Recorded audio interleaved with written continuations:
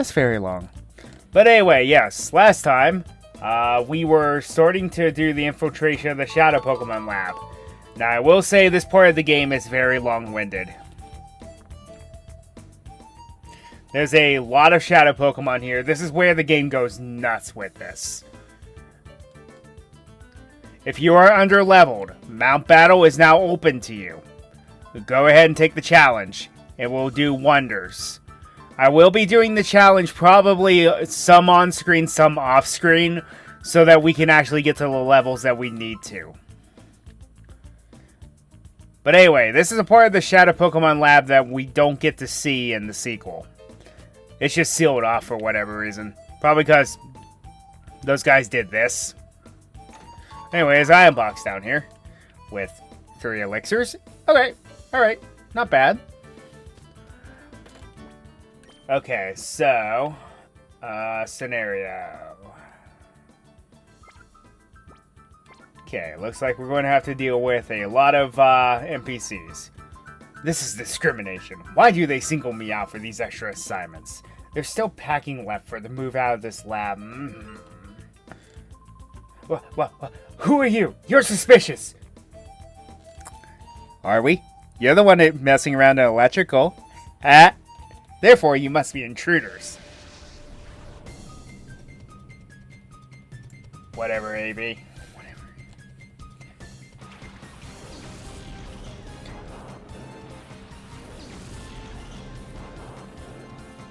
Researchers are the scientists of the game, so of course they're going to have a lot of electric types or strange Pokemon.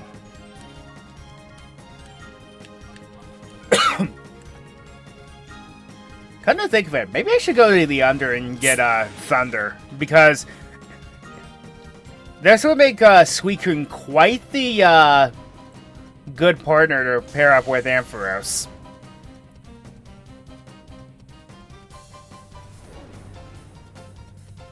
Look at me coming up with some double battle strats.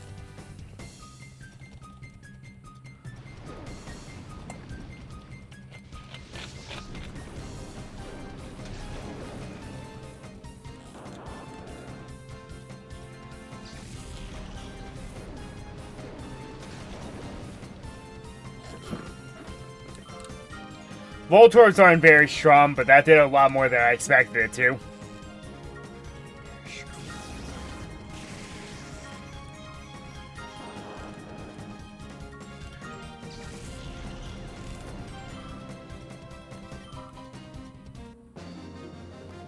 Bum bum. What did I do to deserve this? Good question.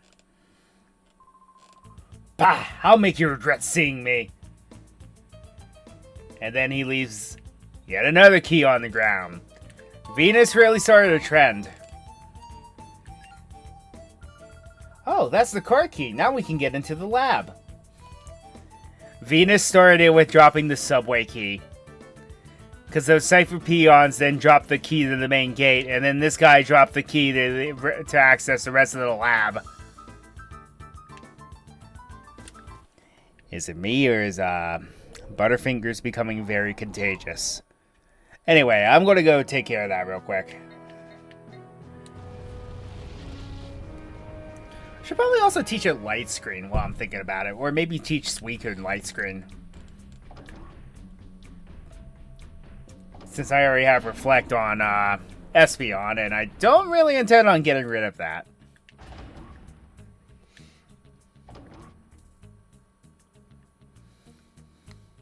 Because, see, I don't like using TMs, but that's normally because they're finite. Those TMs, including like Reflect, Light Screen, Protect, Thunder, Fire Blast, those are renewable, because you can just keep buying them.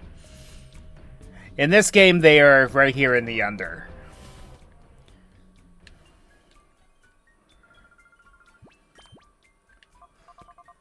Okay, 25 is Thunder. Oh, I'm broke. Right. Do I have something that I don't really need? I should sell this Time Fleet, I'm joking. Ah, the game won't even let me anyway. I'll just sell these. Because I don't exactly need those. Buy this TM of Thunder. Thunder? For the Thunder? Then where's light screen? There it is.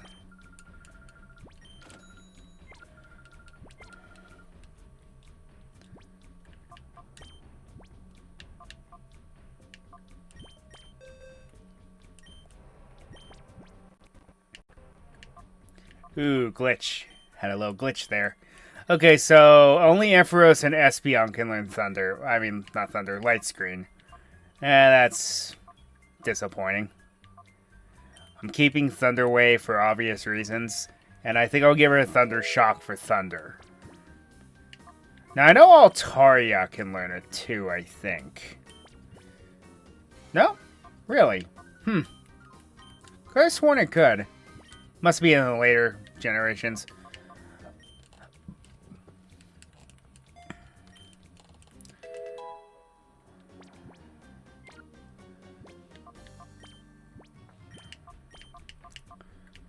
So yeah, that's going to be our tandem for the time being.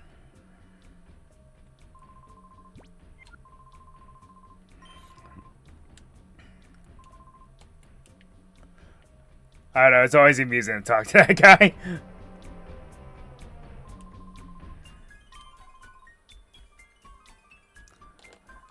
It's every cardinal direction, buddy. Forward, left, right, up and down. There really should have been a C disc, just for novelty reasons, because that would just, well, as it would suggest, centralize the UFO back to its original position.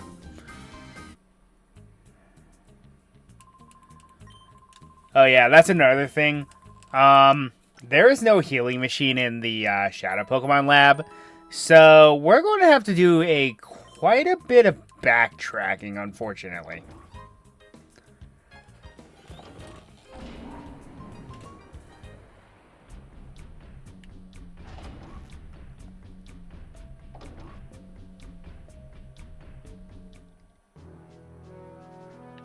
Okay, let's go back.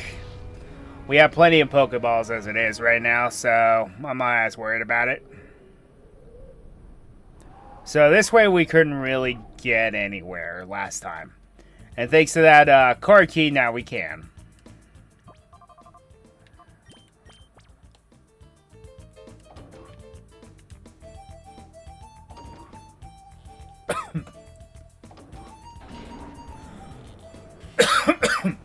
Pardon me.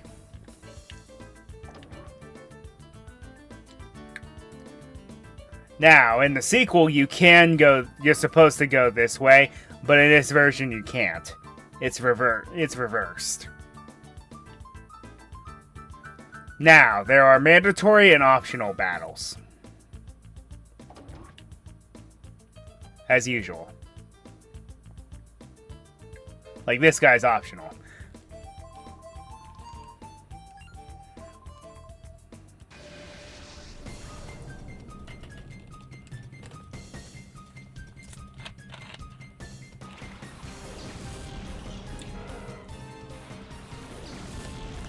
I think I need to get a ground type.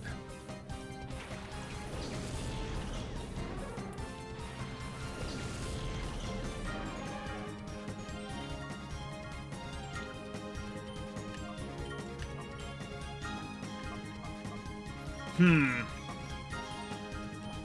know something? I never really thought of this that much.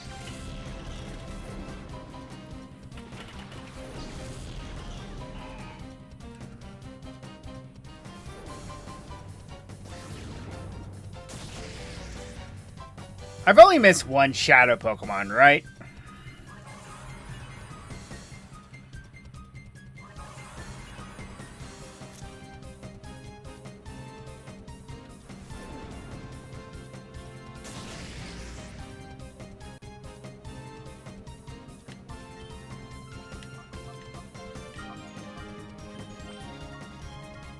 Starting to experience some hiccups here and there.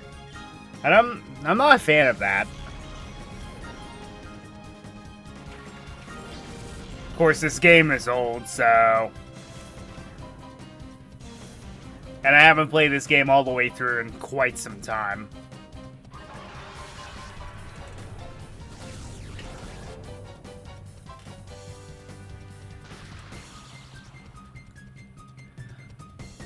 Frustration.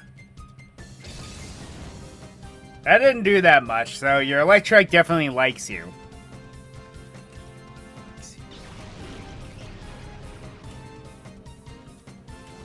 Not a bad idea when I have light screen, as well as Altaria being very specially defensive.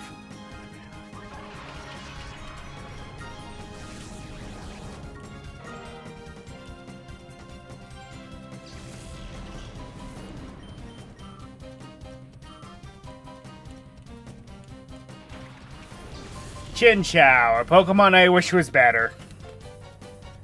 It's a cool idea, being a water-electric type.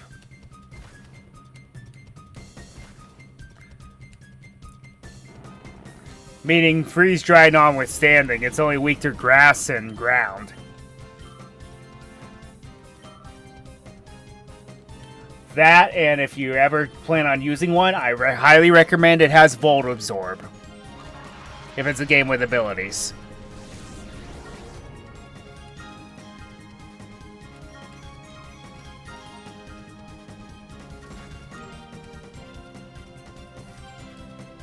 Only one time. Well, that's annoying. Ah, well.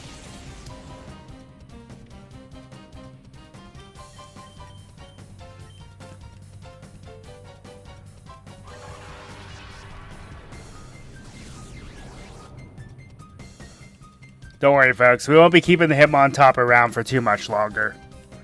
There is a fighting type that I do plan on using. I know it's going to be a late game addition, but once you figure out what it is, you'll understand.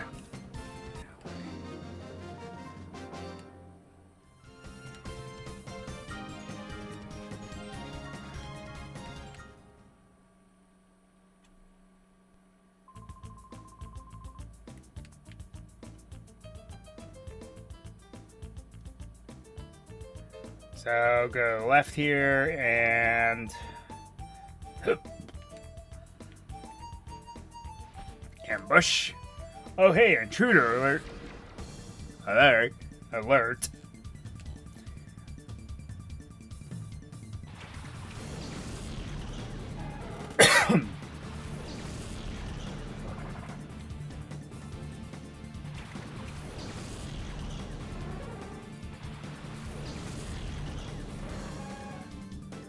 And continuing the trend of useless Gen 2 Pokemon, we have Apom.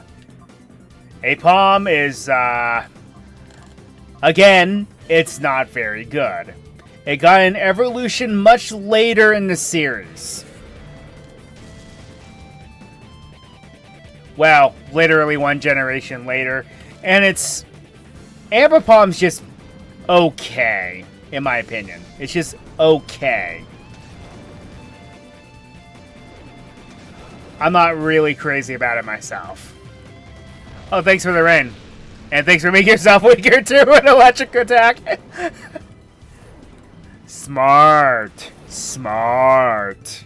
Oh yeah. Great idea.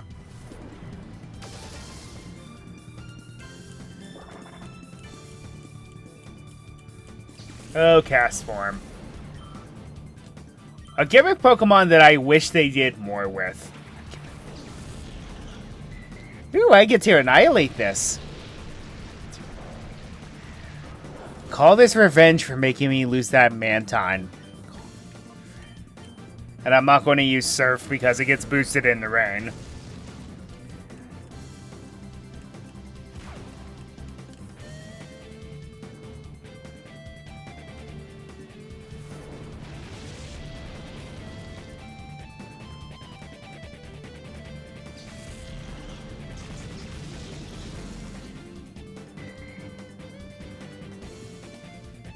.100 accuracy with Thunder. It's so satisfying.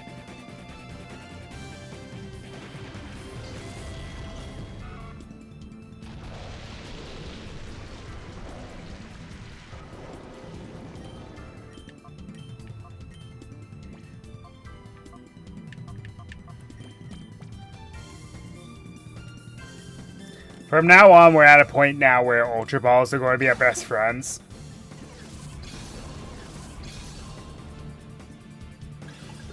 But, we're going to take advantage of an exploit a little later on.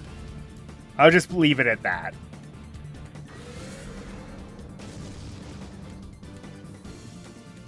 I would love static to take effect here. And it didn't. Of course it didn't. Oh yeah, I forgot that Fur can learn Surf. It's not very good, but that tells you how diverse the move pool of a normal type can be. Ah, it feels so good to do that. Being able to annihilate things with thunder. Using a legitimate strategy, which is funny because my opponent set up the rain for me.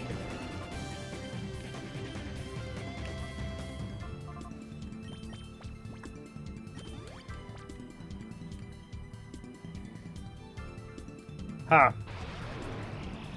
Oh yeah, that's right. I gave you the Quick Claw. Right. I was about to say, why am I faster than an Apom?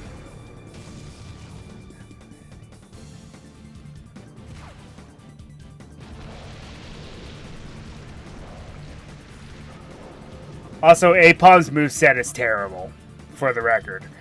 You can tell by the fact that it's only using Shadow Rush and nothing else.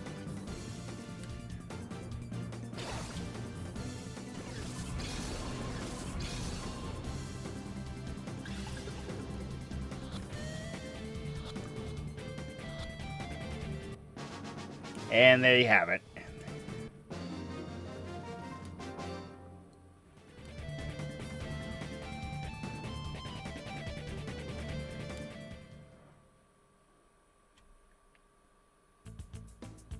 And then they just disappear.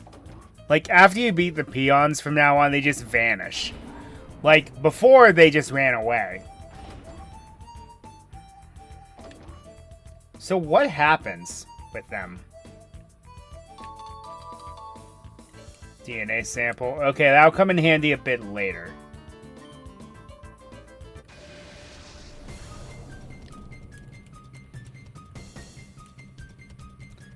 So why are you odd and low, buddy? I know that was bad.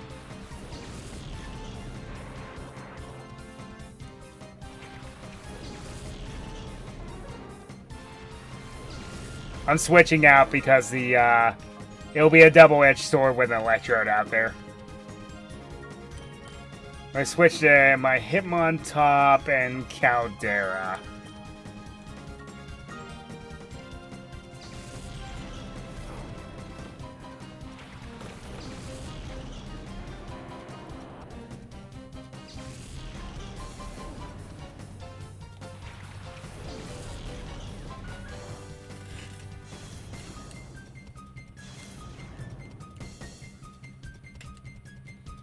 Also, yes, I was predicting that, and the Intimidate will weaken this.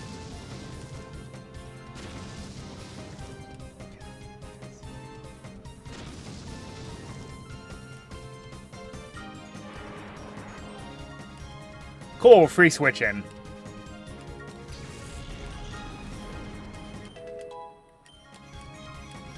Aurora Beam, good. Now Suicune can do something other than just Gust. That being said, I'm still going to keep Gust because it's, at least it does something.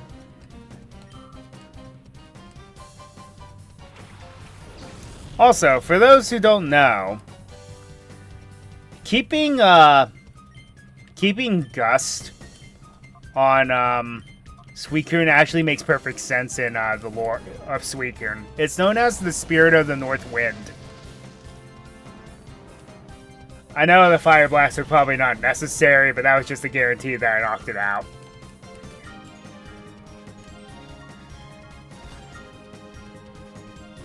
Down goes the Magnemite. That was rather easy.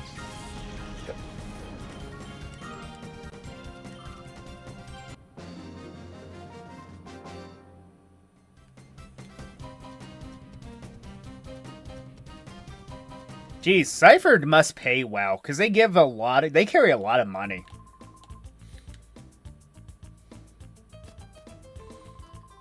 So you're Wes, aren't you? The word is you've been wreaking havoc with our plans. Corin! Wait, you're not half dragon.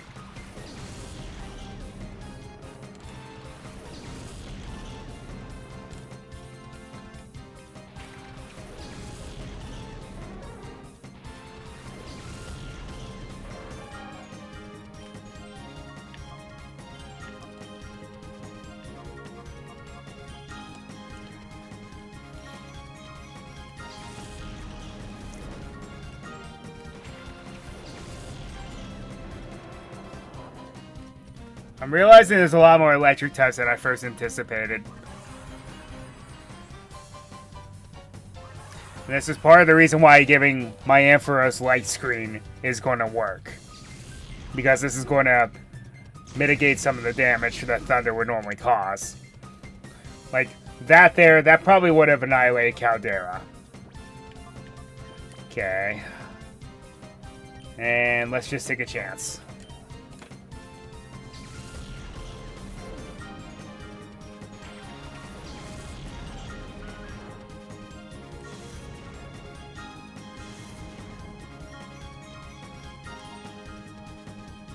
Oh, I missed.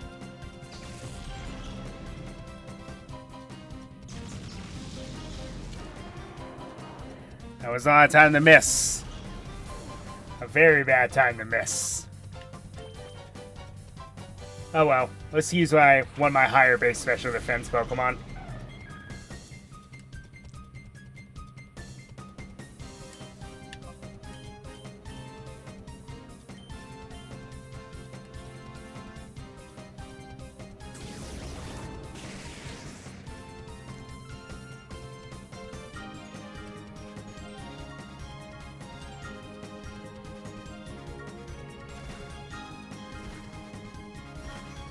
Nice.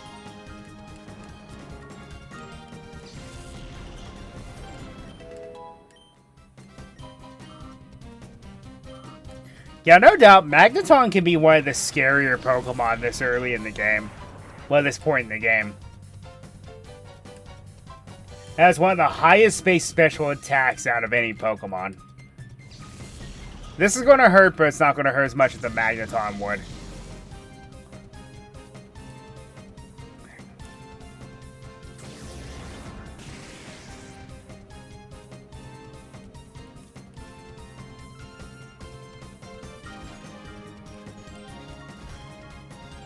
All 3 hits, cool. Up, only 2. Yep, I spoke too soon. Never mind.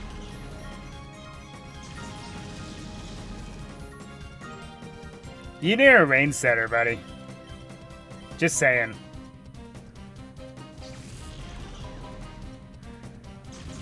Good thing I still have that light screen up, because that would have been a lot more disastrous a lot earlier.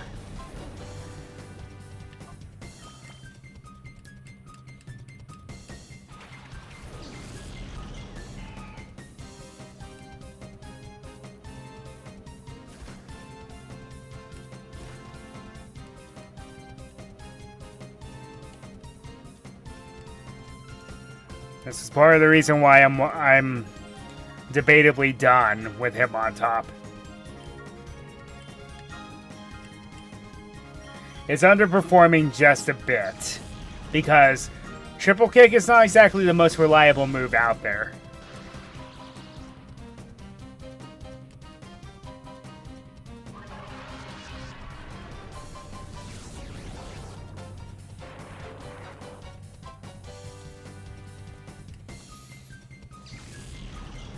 And unfortunately, due to Colosseum's limited options, we don't really have a lot of options in terms of ground types. Wow, Paralyzed and I'm still faster than a Magnemite. That's depressing. And this is before the nerf to Paralysis.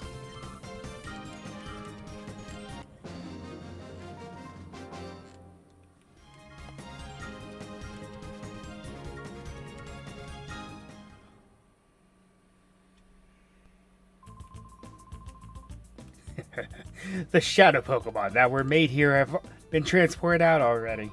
Battle all you want. There's no stopping our Shadow Pokemon plan now. And he just leaves the key on the desk. At least this time he didn't drop it. He just decided to leave it behind. Still. To think you're that invincible? I don't think so. Alright.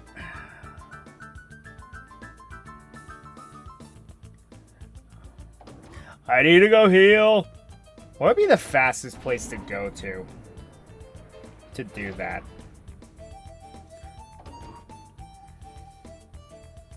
Probably Phoenix City.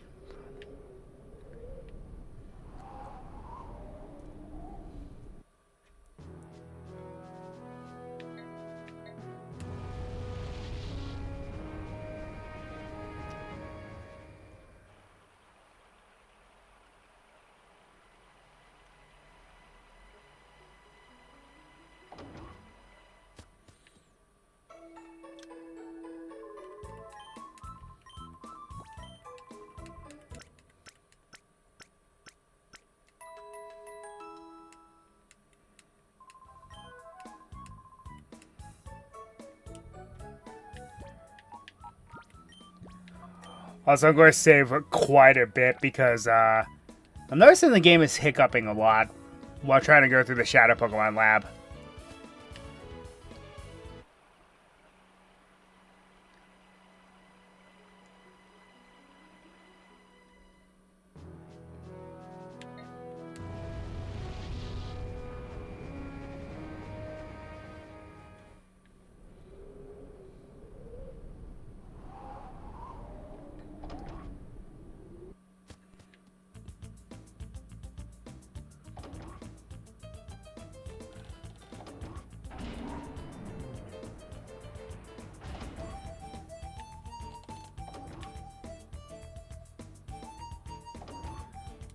Okay.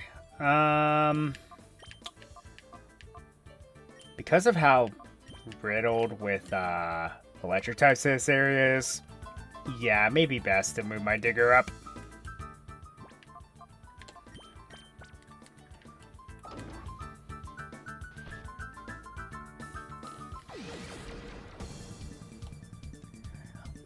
I do what I want.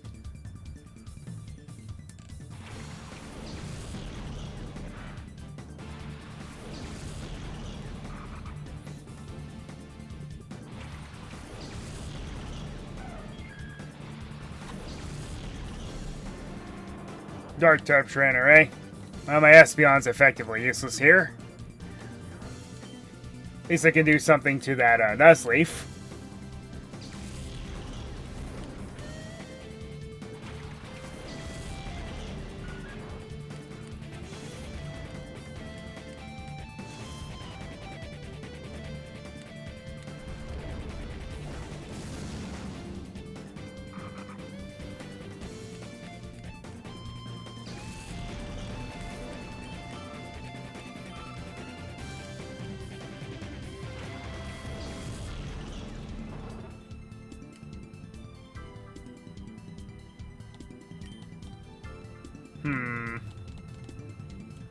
Yeah, I think I'll do it this way. It's risky because of the rough skin, but it's minimal damage.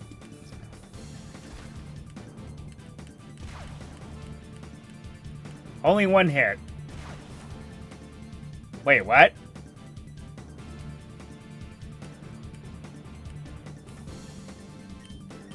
That wasn't supposed to happen.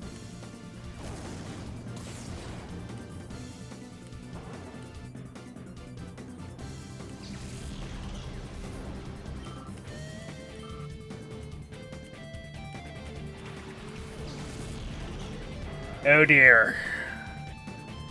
Murkrow is indeed a shadow Pokemon. Now the reason why I just said that was because Murkrow has a catch rate of a legendary. I don't know why.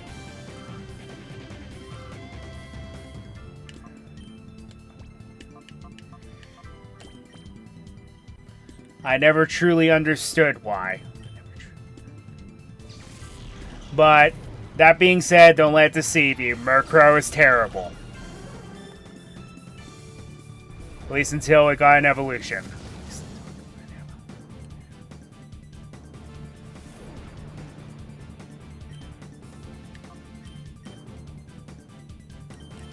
We'll waste a turn. This won't do anything.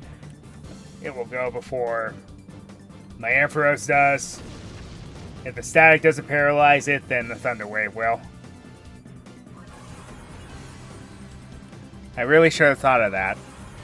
But then again, things are unpredictable because I gave my Ampharos the Quick Claw.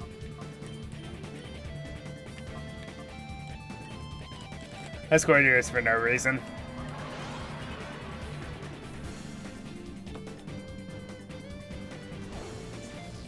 Nightshade, huh? Not a bad move to have, I gotta say. Especially since everything being in the lower to mid 40s.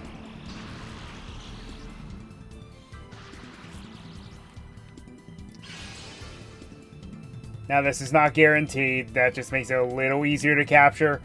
But as I mentioned, yeah, Murkrow's catch rate is very low. I never understood why. Well, it's not like 3 out of 255. I think it's like 45 out of 255. But that's still way too low for a Pokemon that's not even fully evolved. At least at this point it isn't.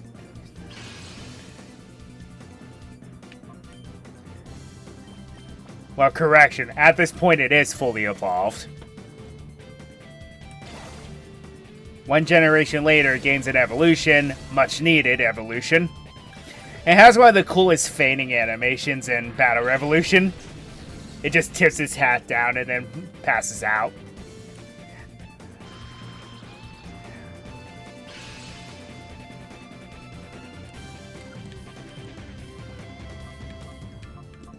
And we have these to burn. Might as well try. The only thing that will happen is it'll break immediately and hurt my feelings.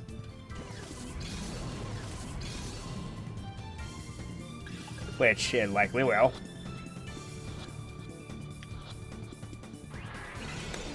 You couldn't stay in the ball.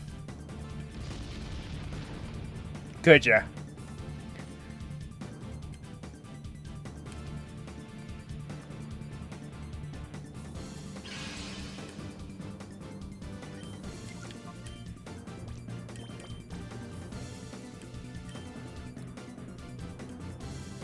So the little tip I have for you is that all the Cypher peons that ambush you in the lab will have a Shadow Pokemon.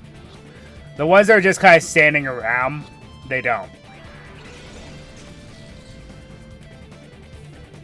Love how the Great Ball's doing better than the Ultra was.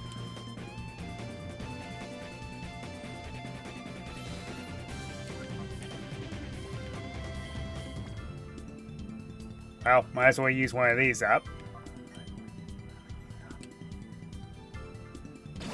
I need to get rid of these anyway.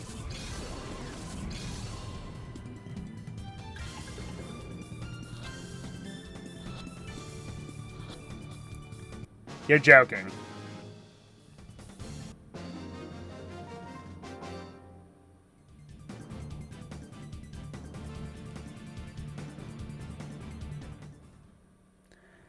But still, that was a Pokemon I knew I'd struggle with trying to capture.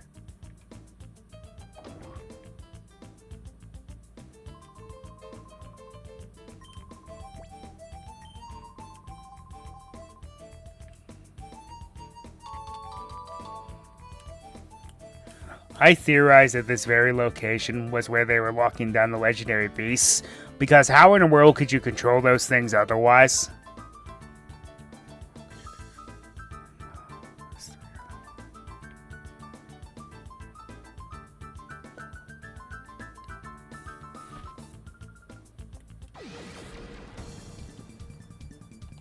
Hey, it's Vanna White.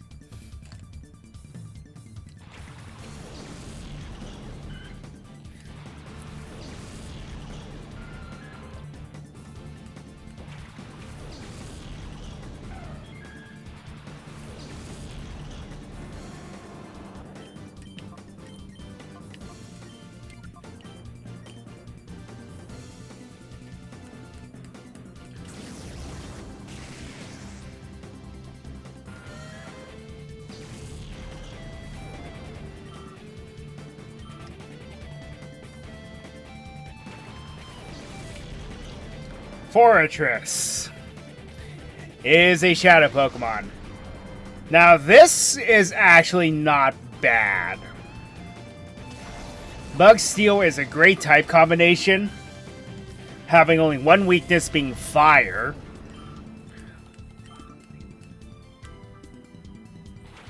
But that's about the only good points about it. It's a decent wall, though. I will give it that.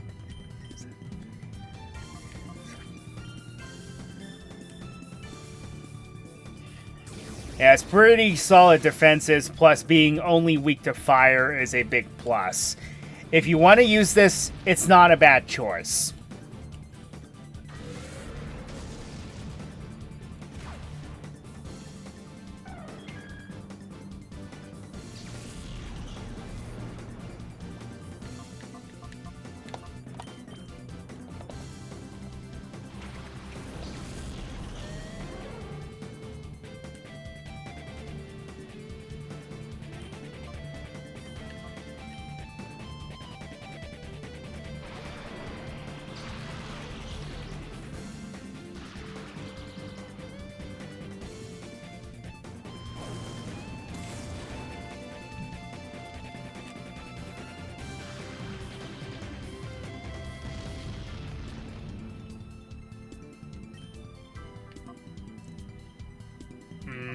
I'm almost afraid to. Yeah, let's just get, predict the, dig on Ampharos. Get my Altari out here.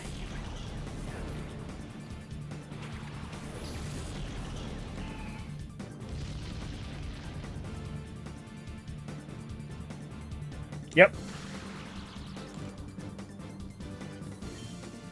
Read that one like a book.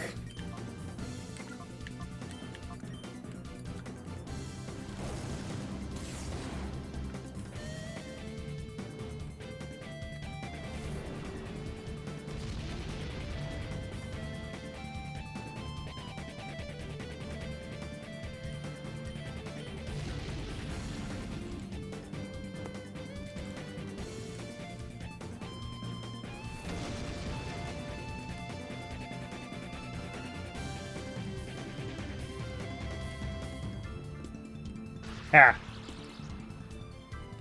Read you like a book.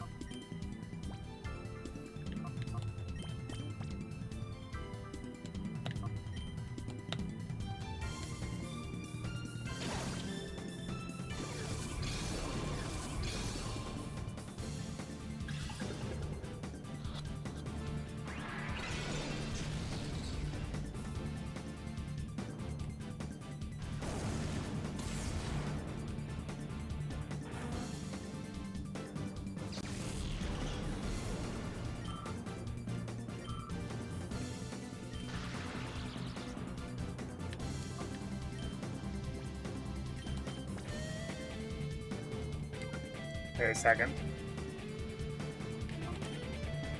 Yeah, you have Safeguard and Dragon Dance, so you have more utility when it comes to just doing nothing for a turn.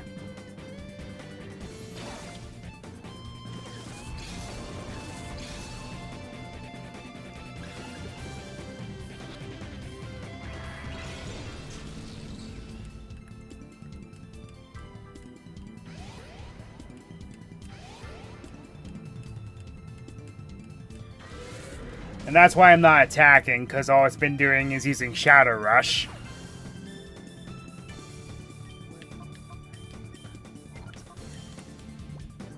Okay, I got rid of those 2 extra Pokeballs. Let's try some of these Great Balls now.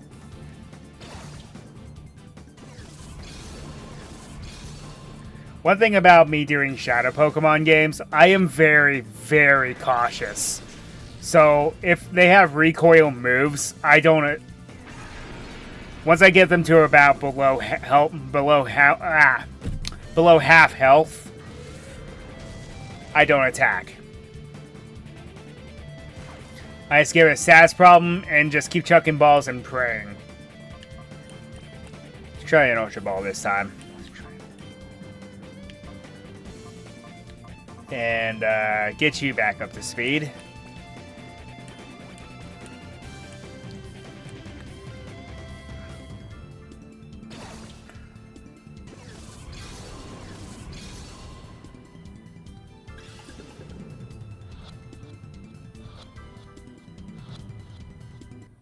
Yeah.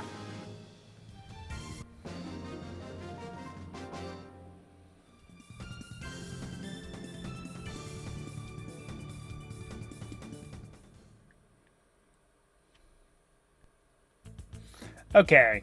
We should probably go and heal now. 2 more Shadow Pokemon to the collection. And now to go heal.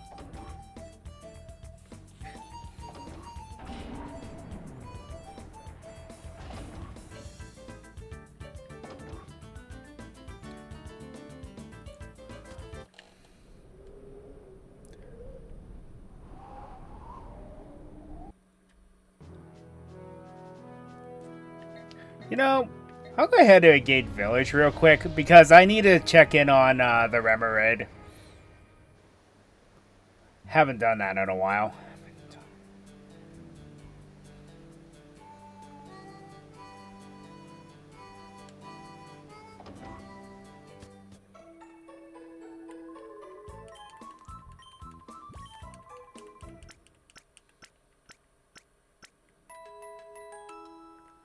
And then just see how far along we are.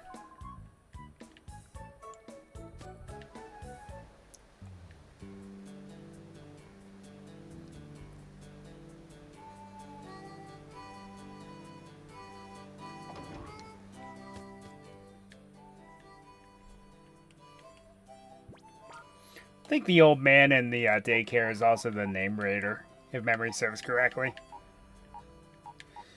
Alright, put you down here for the time being.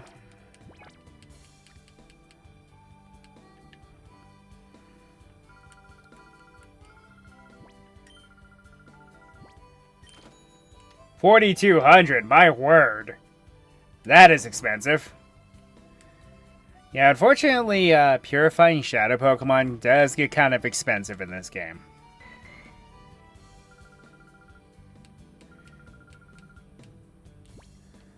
So, how far along are we?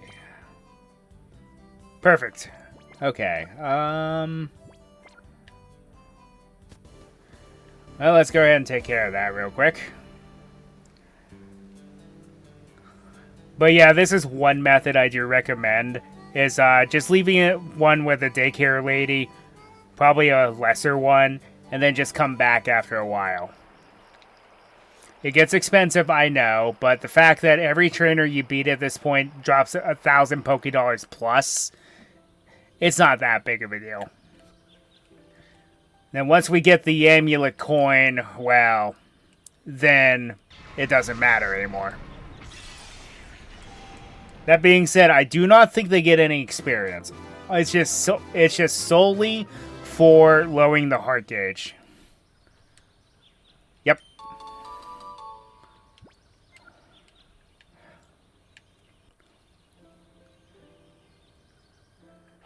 Now, if you do give her a Pokemon that is normally leveled, well, has been purified, and you need to level it up, now you can leave it with her, and she'll grind it out 1 experience point per step, like in the actual games.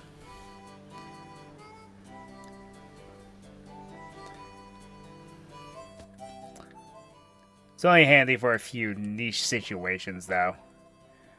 Okay. Let's see here. What should I give her next?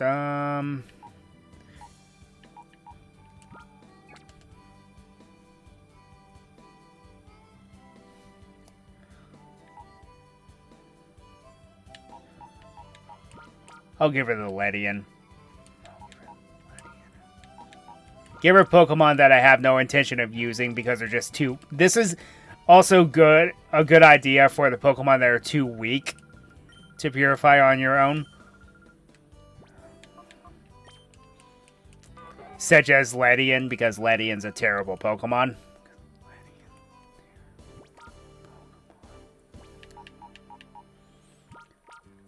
It stinks that we didn't get a good Ladybug Pokemon until Gen 8. I mean, we had one, yes, but Ledian was, as I mentioned, terrible. Hold on, let me change my notification.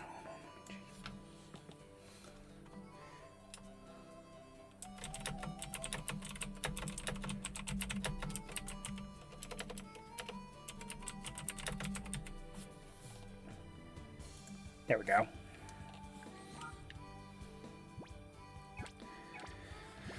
Okay.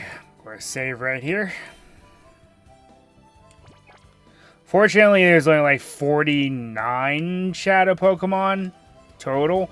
So it's not the end of the world, but the problem is some of them are legendary Pokemon, and yes, they take far longer to purify. Natures also have a lot to do with it.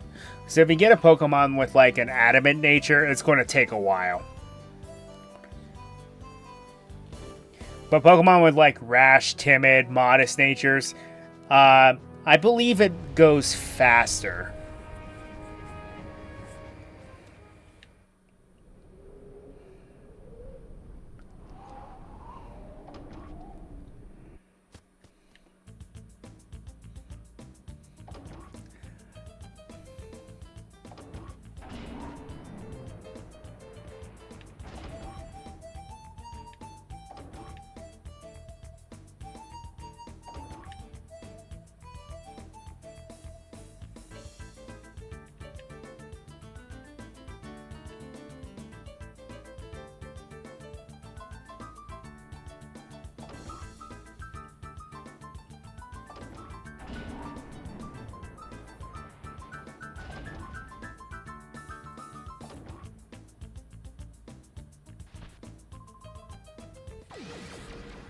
Shouldn't you have been at the entrance of the lab then?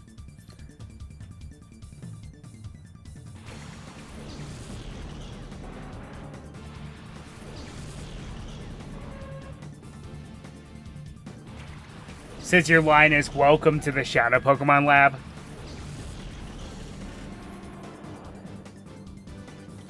And I wish the other Pokemon was, but Ariados is a Shadow Pokemon. Ariados is another Gen 2 Pokemon, say it with me, that is honestly terrible to use. Don't even bother with this one.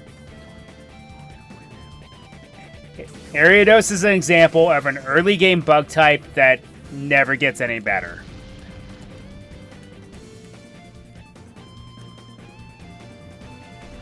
Of course, this thing packing Sludge Bomb is not the worst thing in the world, though.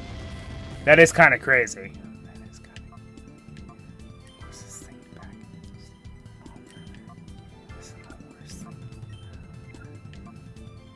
I'll get Reflect up. Why not?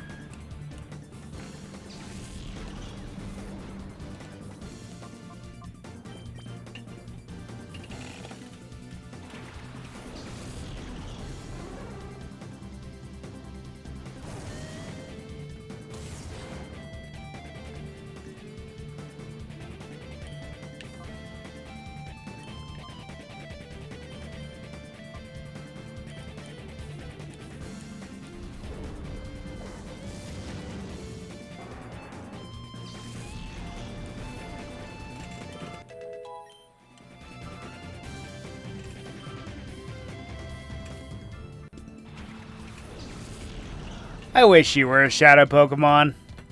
That would be so good right now.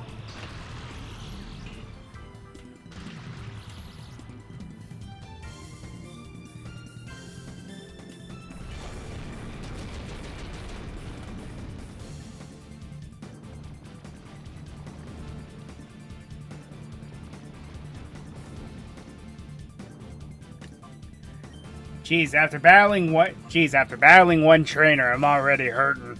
That's not good.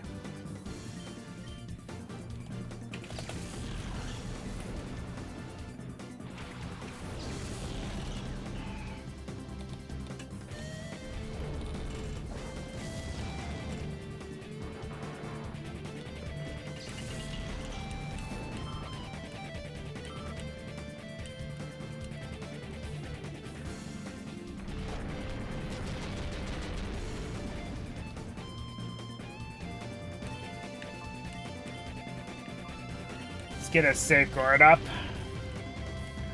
So I'm not dealing with any more poison shenanigans.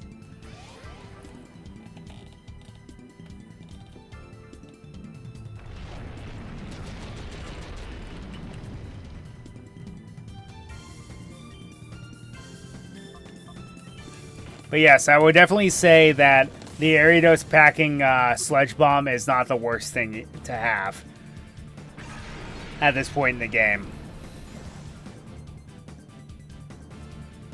Because very few Pokemon have that as the same type of attack bonus move.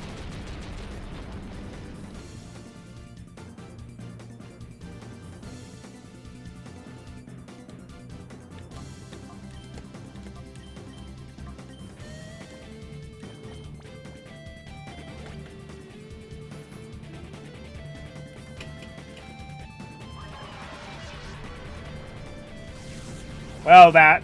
Oop, whip. 1 HP? Thank you! I was about to say, that was unfortunate.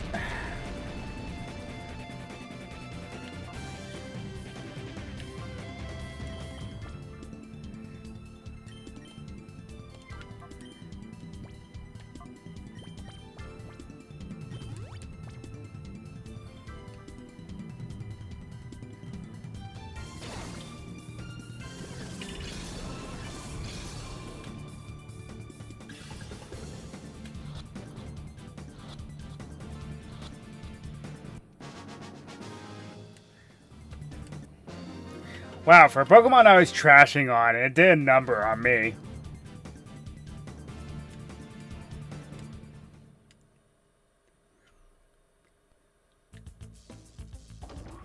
Alright, then I have to deal with this now.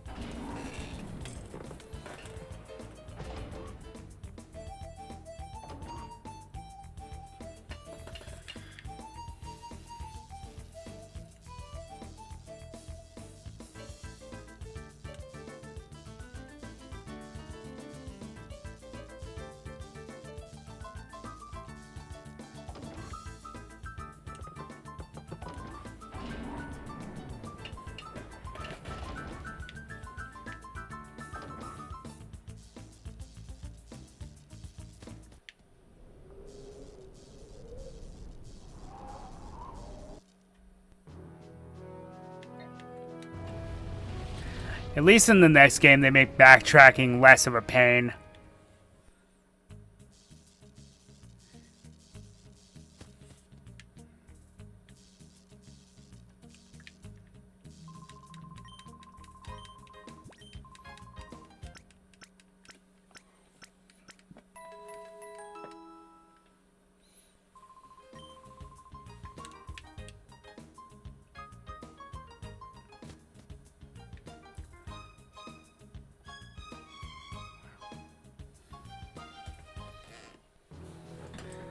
Well, that was almost disastrous. At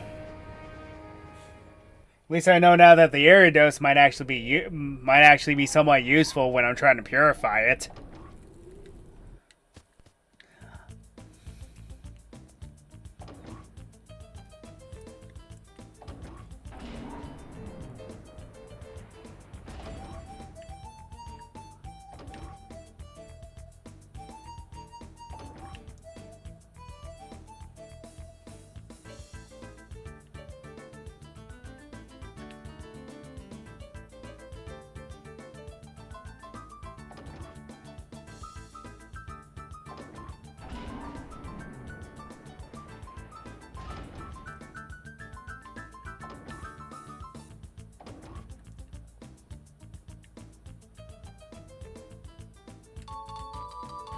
That's the third one of those.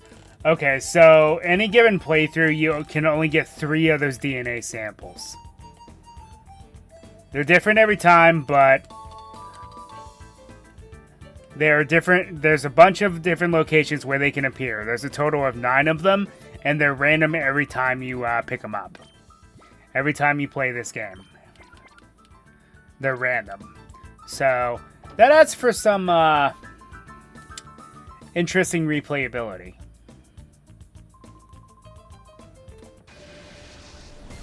I didn't. They were just beaten to a pulp and never returned.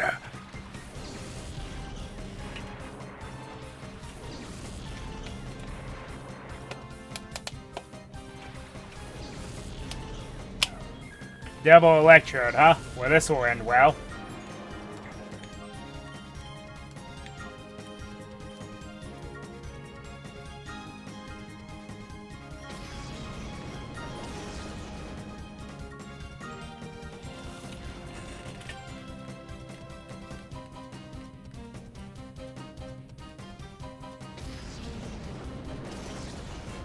Okay, my Espeon's at -4 physical defense. I'm switching out.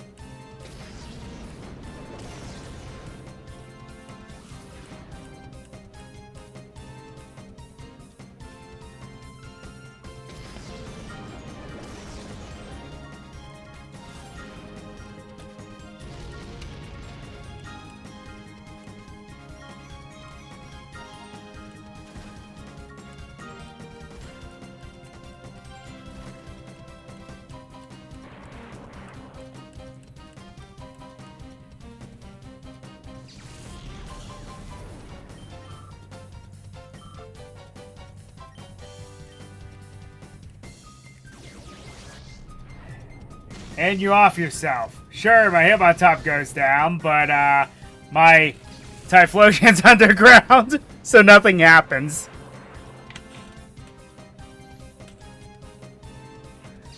Congratulations, you are an idiot.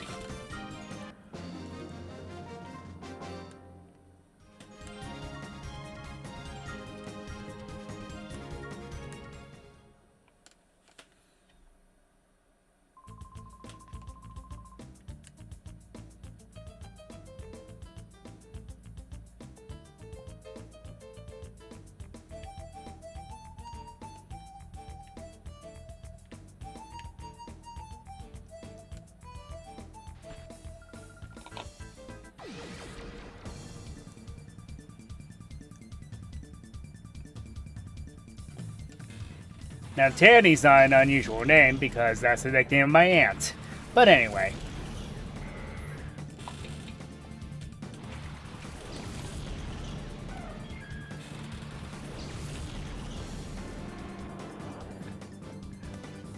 Gramble is a shadow Pokemon. This is another example of a Pokemon I would actually be able to recommend. Because it's not bad. It has a pretty good physical attack and a pretty diverse move pool. For a normal type that eventually becomes a fairy type later on, you could do worse.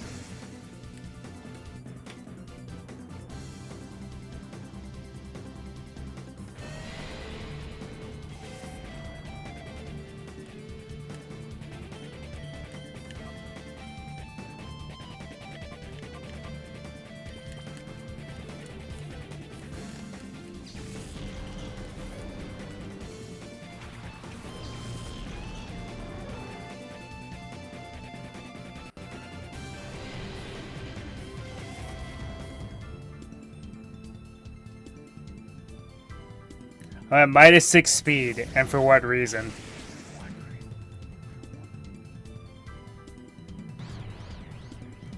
This could backfire.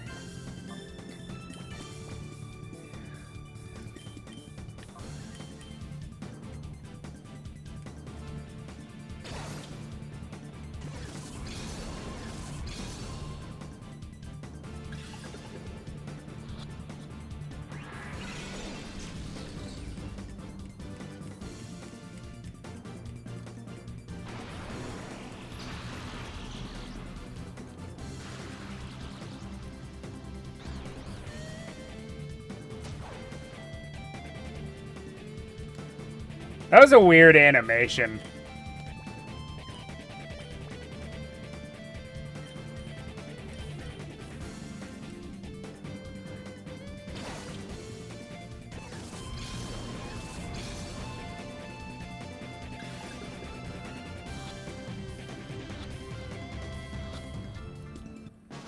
And caught.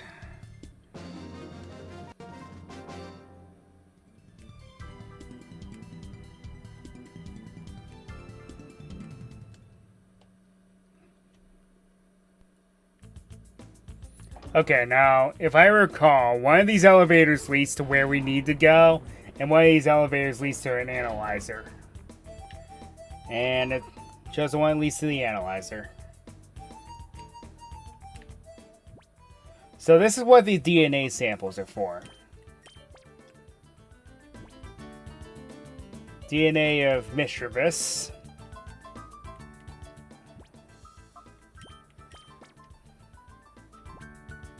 Pseudo-Wudo. And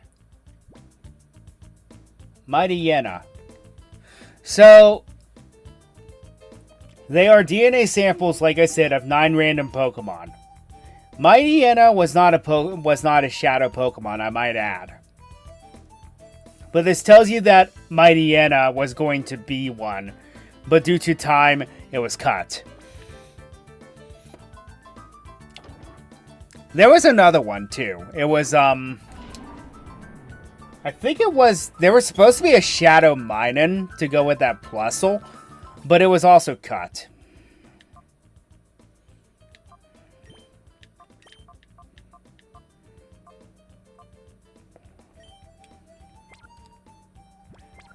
Again, due to time. And that one's a crying shame because it could have actually done something.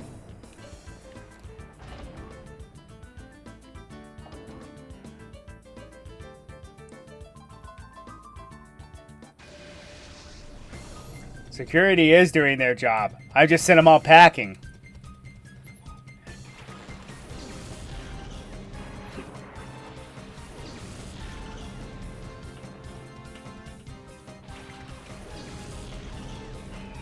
Does everyone in this lab have an electrode? Did I miss the memo?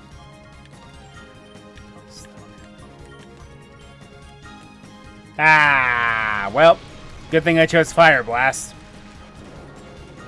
It's going to be weaker, but still a strong move.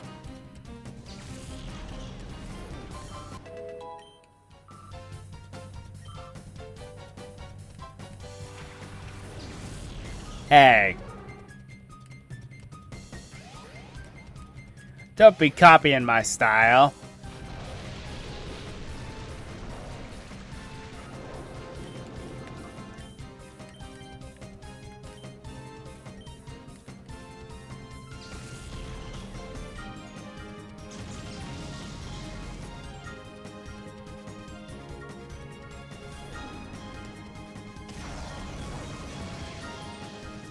I just realized how stupid I was.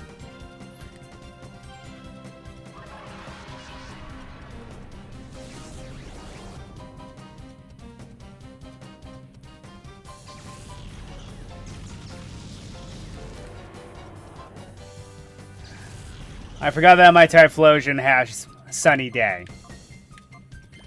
Well, add that one to the dirt reel.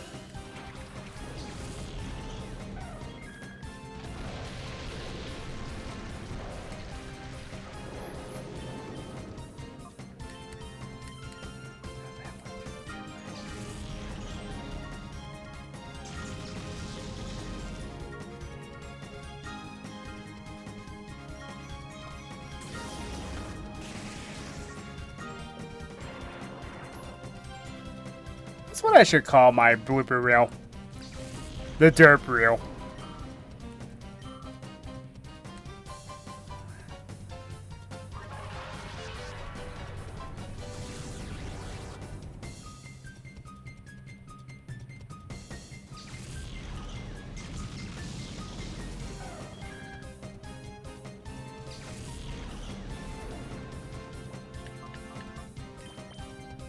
I mean, Fat Good is going to do, but...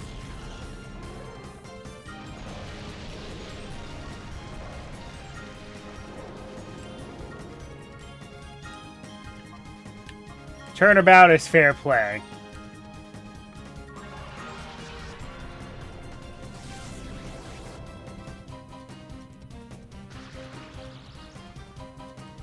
My turn.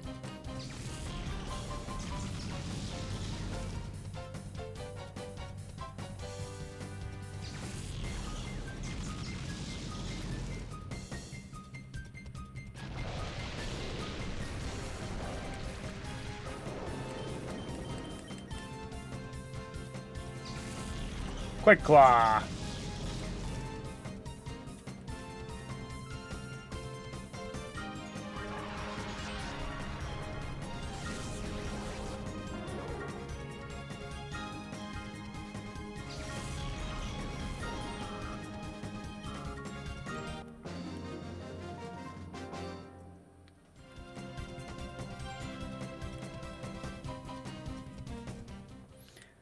Now, one thing that bothers me about beating this guy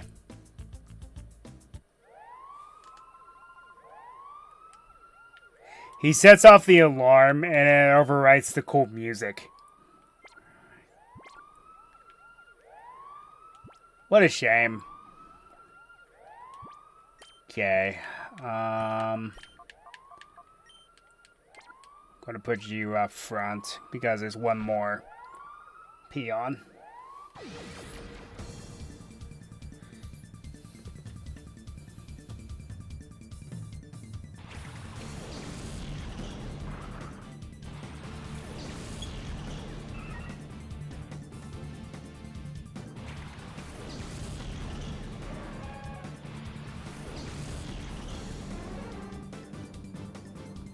Okay, Vibrava is a shadow Pokemon.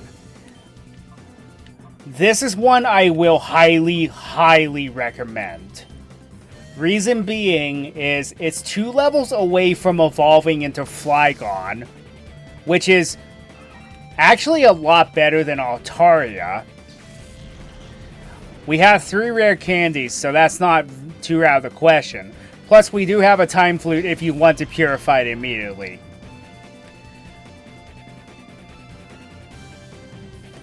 Which we probably will be doing.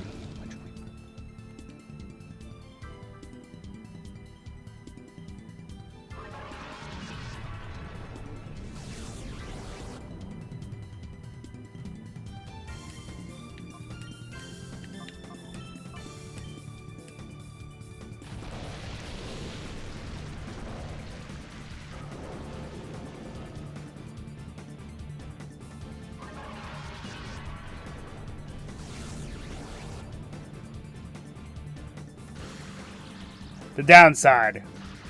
Unfortunately, in Gen 3,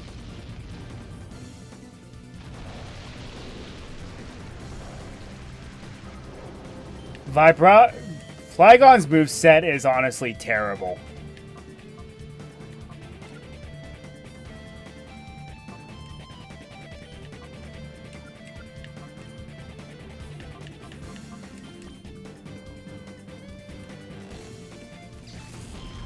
It learns 1 ground-type move, which is Sand 2.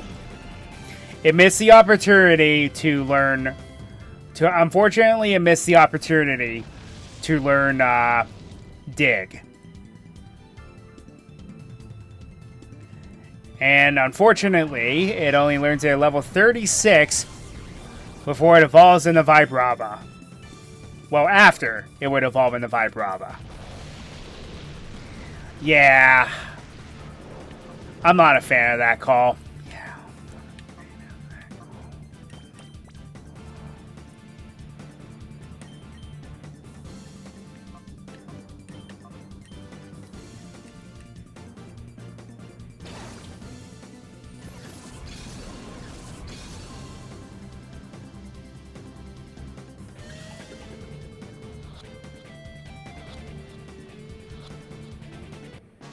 And there you have it.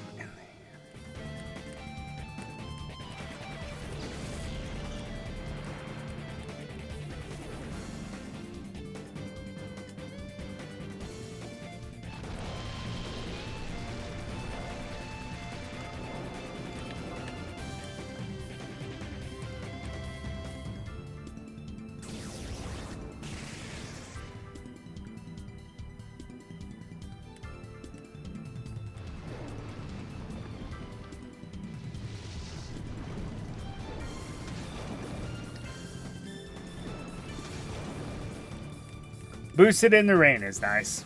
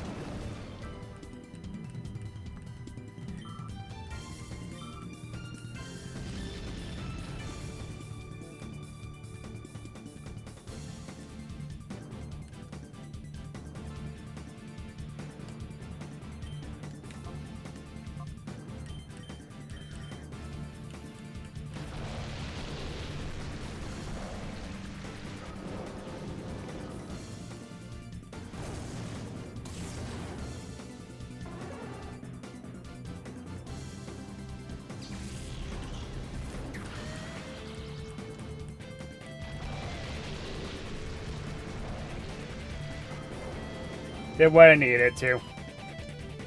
Now it's a one-on-one battle.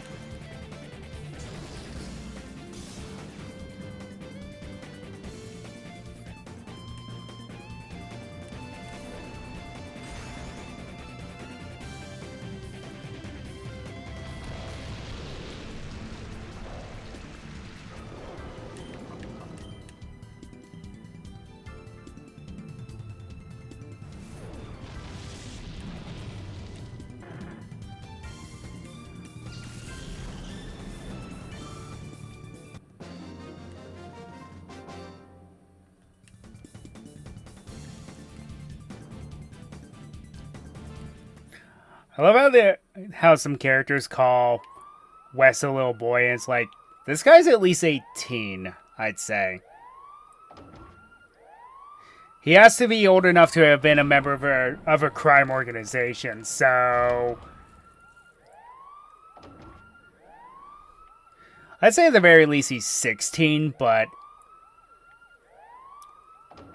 He's easily one of the oldest protagonists that we've ever had in Pokemon.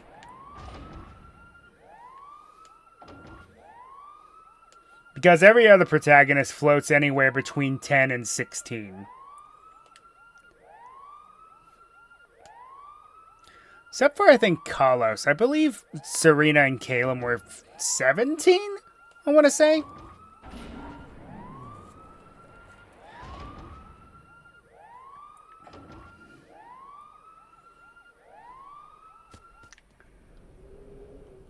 Alright, so we're hurting very badly.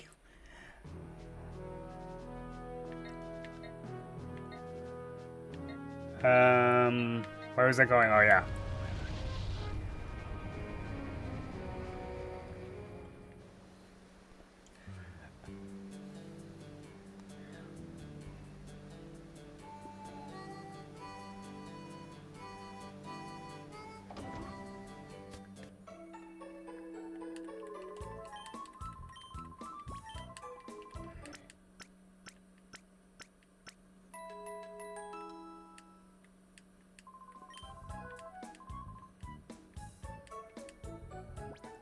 Okay. So we're just going to time flute the Vibrava. I don't have time. Nobody got time for that.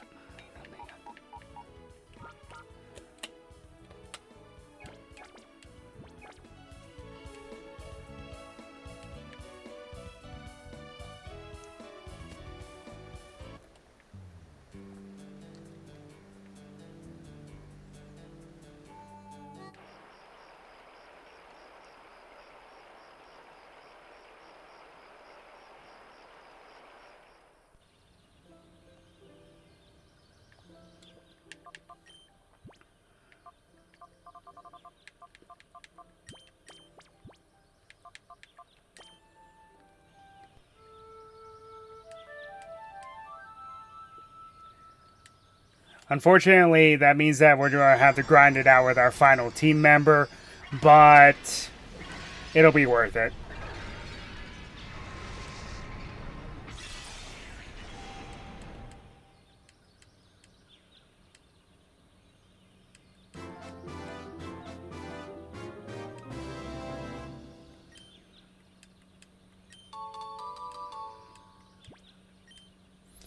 Alright, let me think of a nickname here. A desert spirit, eh? Well, let me think here.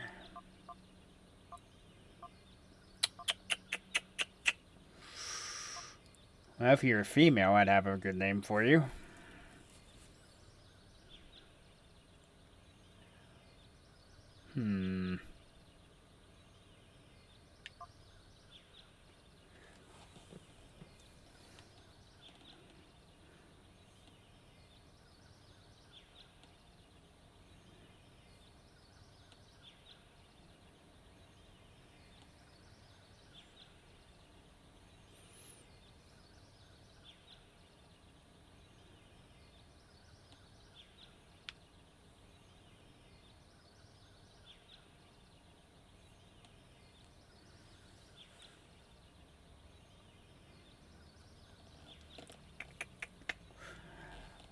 Let me think.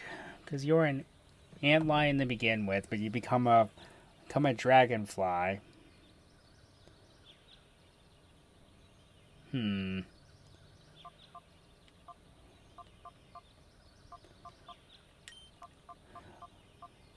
Well, I have an idea.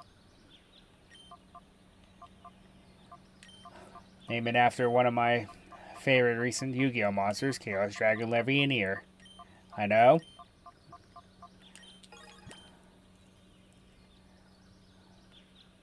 I think I misspelled that. Oh well.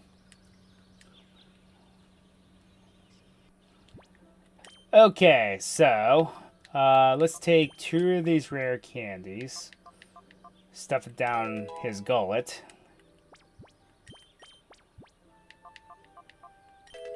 Yeah, I did misspell it. Whoops.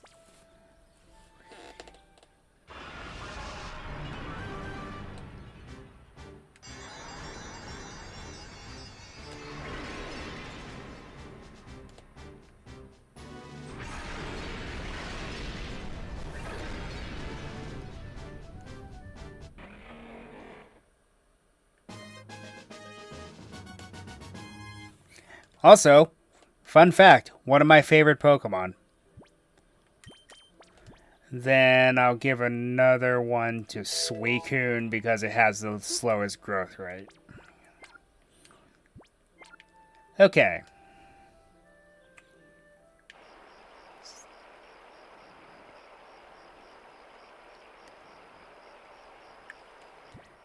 Unfortunately, in terms of moves, the Flygon doesn't really have much.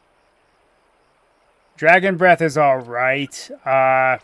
Crunch is probably one of the best moves that it has, which is, unfortunately, when it comes to most Shadow Pokemon, they're supposed to have some cool exclusive move that they wouldn't be able to get otherwise. But in this case, it just regains Crunch, which is extremely vanilla. Okay, so we're gonna go grind. Because the next fight, I think everyone needs to be at least level 44 or 45 before we go in there. It will get pretty ugly otherwise. Now, I will say that in the first round of... wait a minute. I don't have any... No, I'll do that later. Okay. So the first few rounds of Mount Battle are kind of depressingly easy.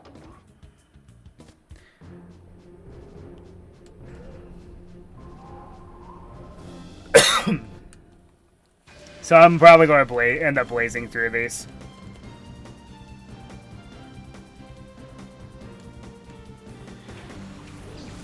They're level 16. What were they thinking at this point in the game?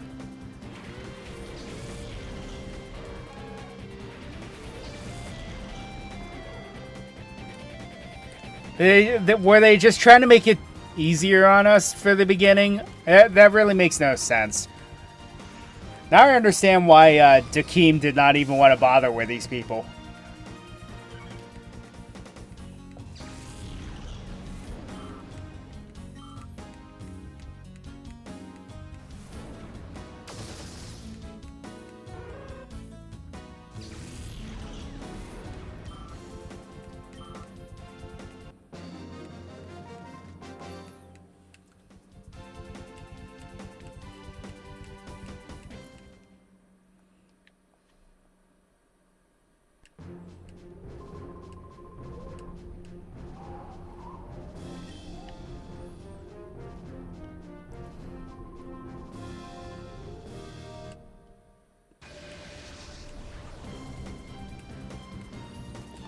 Your name is one letter off from being one of the bad guys in Pokemon.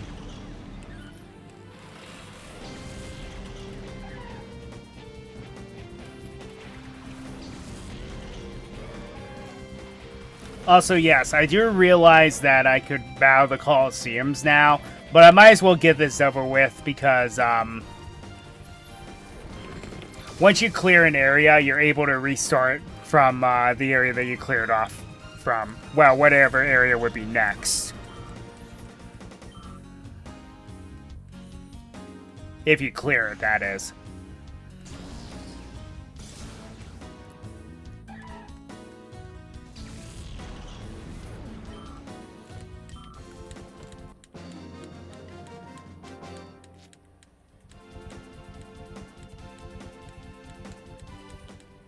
Also, fun fact, the amulet coin does work on battle coupons. See, instead of actually winning money in these gauntlets, you win what's known as battle coupons, which are essentially battle points.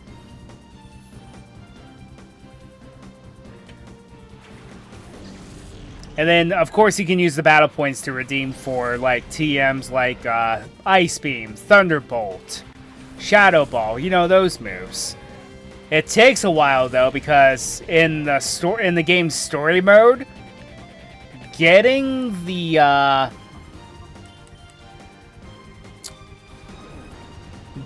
more tickets is a lot more difficult. At least until you get to the last couple areas.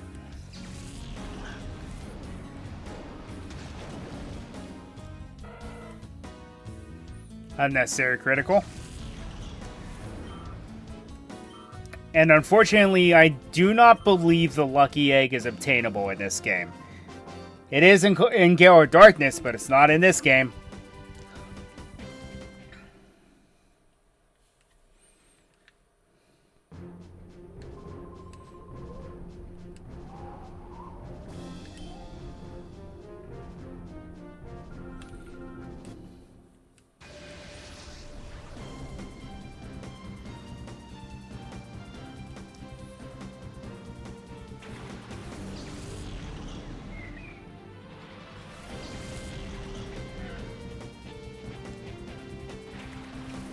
You know, come to think of it, this might be an ample opportunity to raise my Hariyama a bit.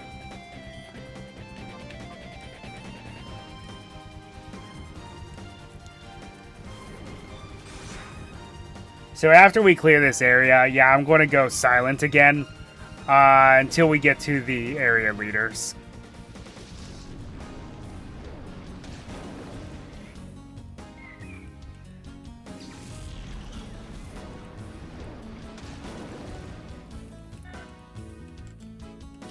Because beating up these little Pokemon is not exactly that exciting.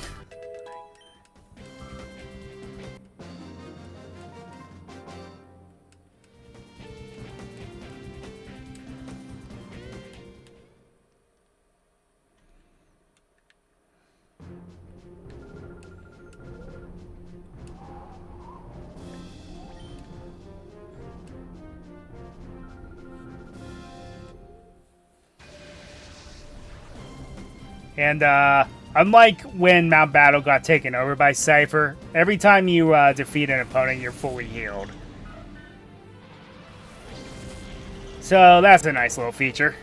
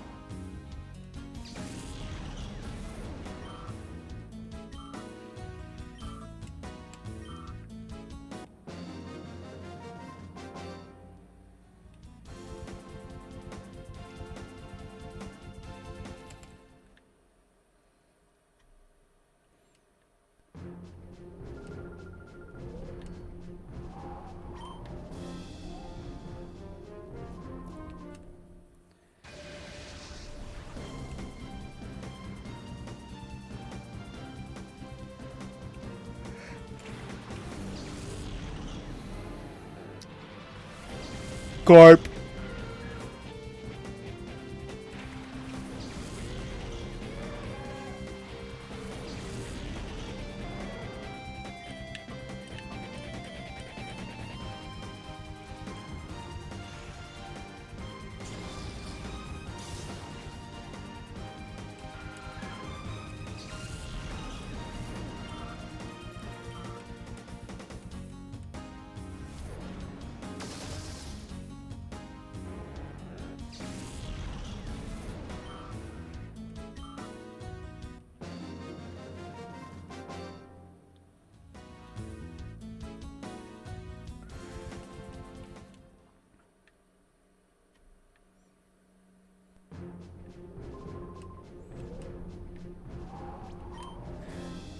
Looks can be deceiving.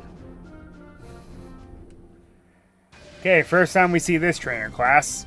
Teacher. How very... simple? There we go.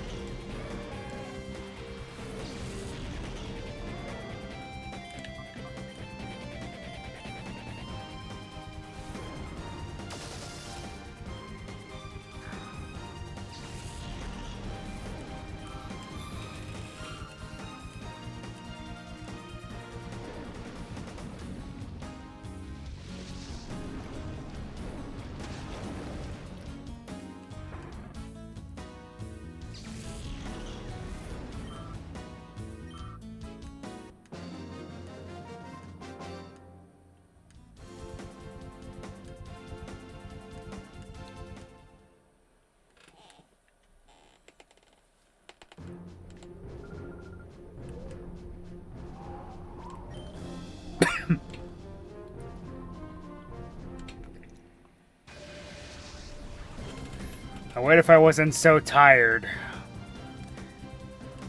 Between my day job and doing this, yeah, I barely have time for myself as it is. But I will let you all know ahead of time that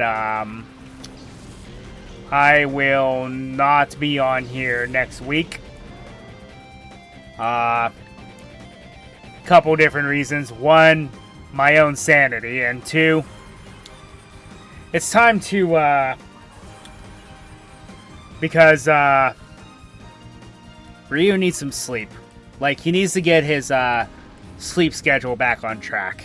That's one of the reasons why I'm doing it, why I'm not streaming next week. The other reason is, well, it's Thanksgiving weekend. Enjoy time with your friends and family.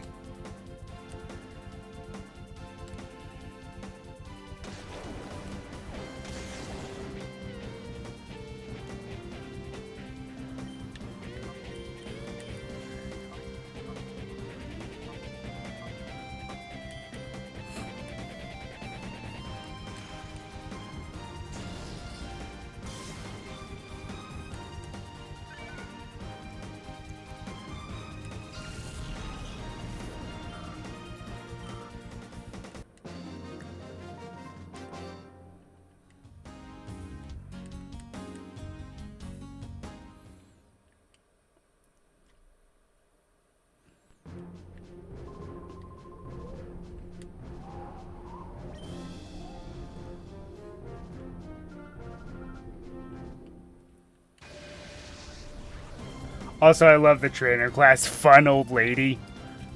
Fun old man and fun old lady. They're easily two of my favorite trainer classes just because of how funny it is.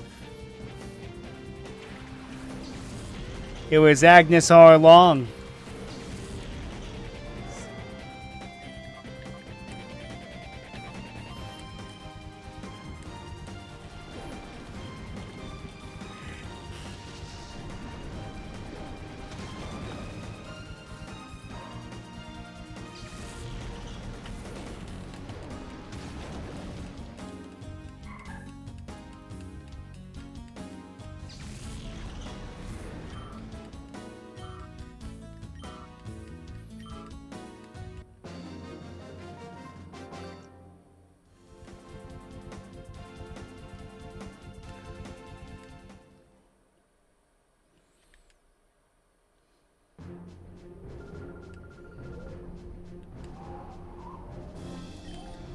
And now we get the Battle Vander himself. Hi Wes, I've been waiting for you. Are you ready for that serious training? Even though you saved me, a battle's a battle. Let's not waste any time.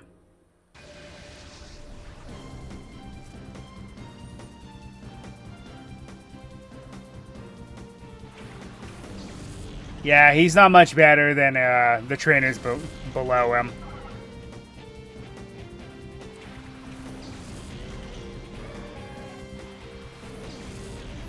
Again, I can understand why Dakeem wanted nothing to do with him.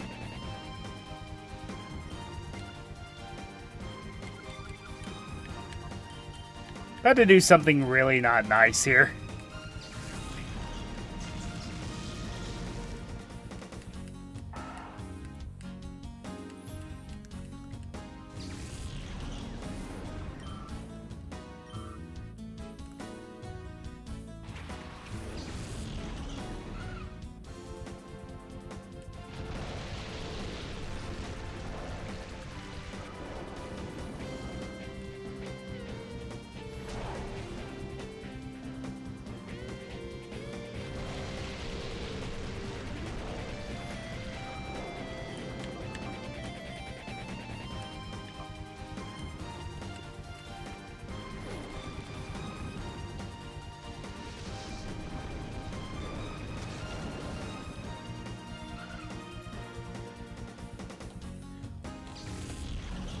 Also, I will not be streaming on the 29th of December either.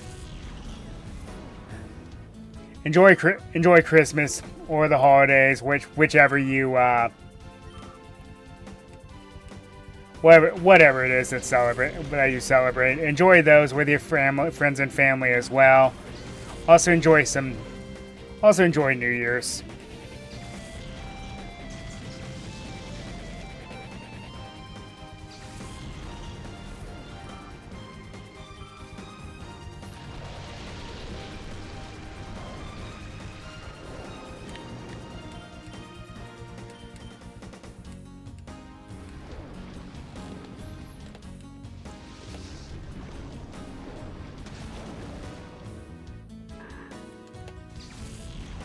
Well, that was easy.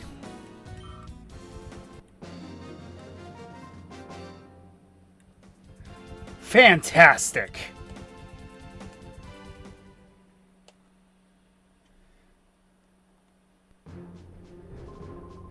You've cleared Area 1. Congratulations. You really are talented. Now go on. Someone will give you Poke coupons in the break room.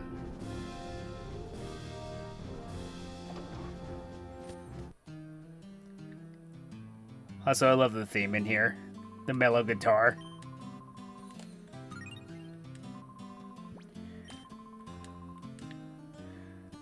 Only 100. Yeah.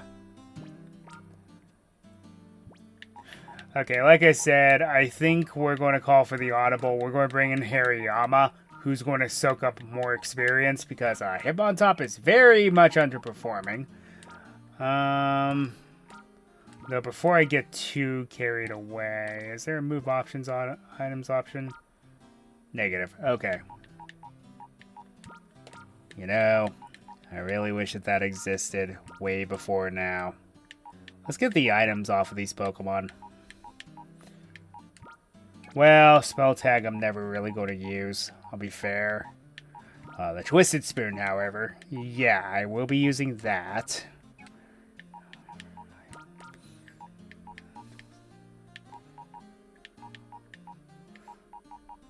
I'm going to grab the Soft Sand off of Piloswine here.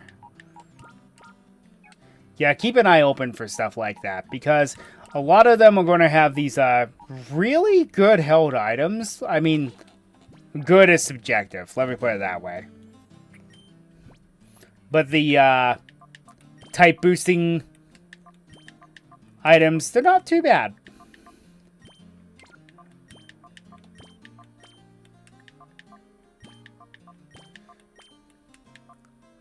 I'll be using Flygon more as a ground type than a dragon type.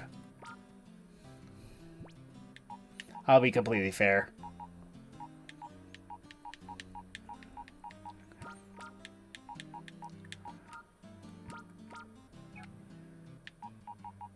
Sadly, we do not get the Mystic Water because you can only get that from the Shadow Croconaw.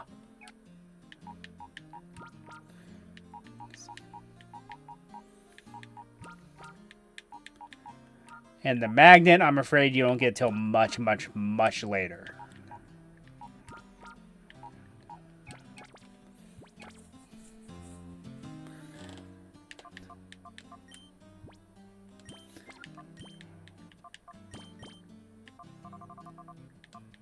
Give Espeon the Twisted Spoon.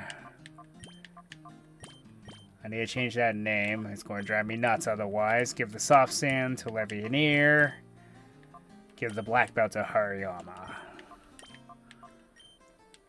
Okay.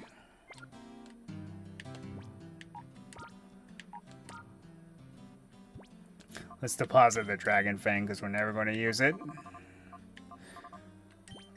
The Black Glasses we're not going to use. Silk Scarf we're not going to be using.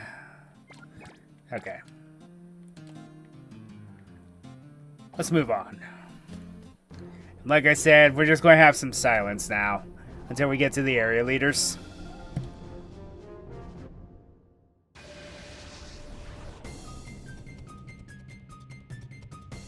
Though I will say, I think it's every 2 areas after this, the battle theme changes based on the Colosseum placement in the battles.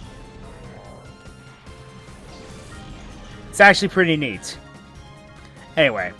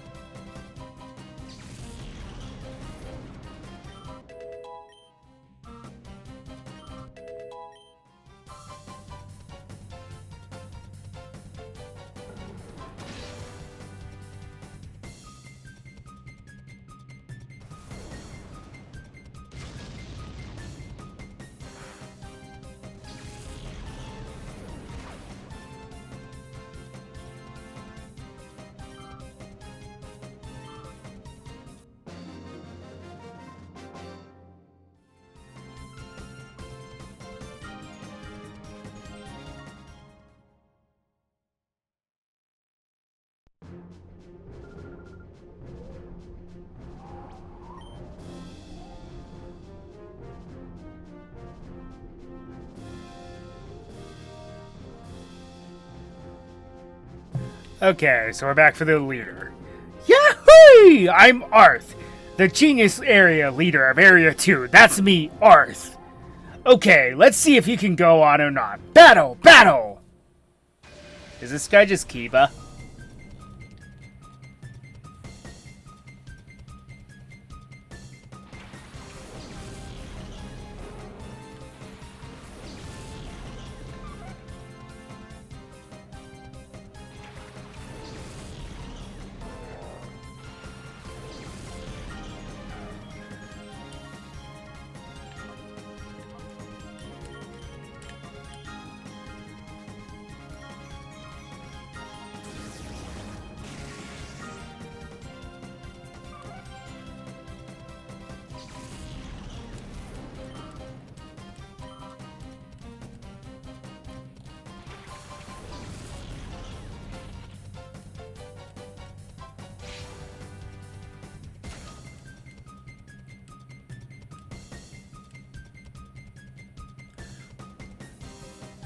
Recalling Fortress Defensive also bleeds over to its pre-evolution Pineco, as you can tell.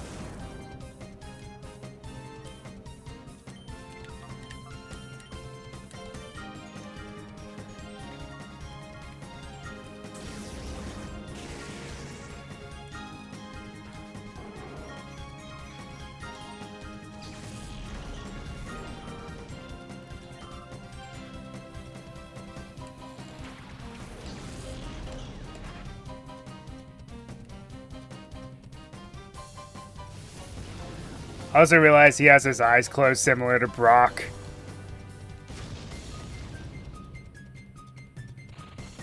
Yeah, Surskit's not that good. It's never truly been good. That line is just terrible. I really wish they did something else for it.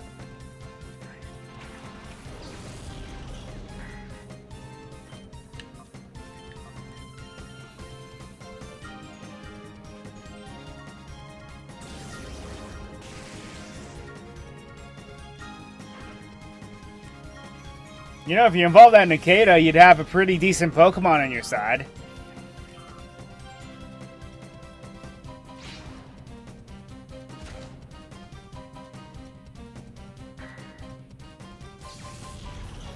And that's about right.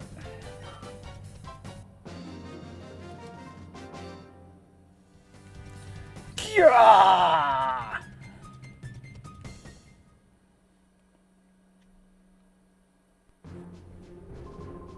I haven't battled this horde for a long time. Oh, it was fun, alright.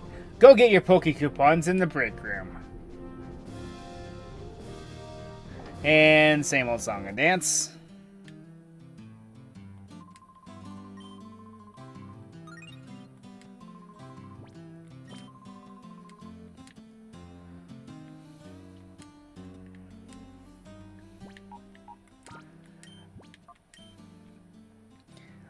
And with that being said, we are going to take a quick break. Enjoy the mellow guitar music.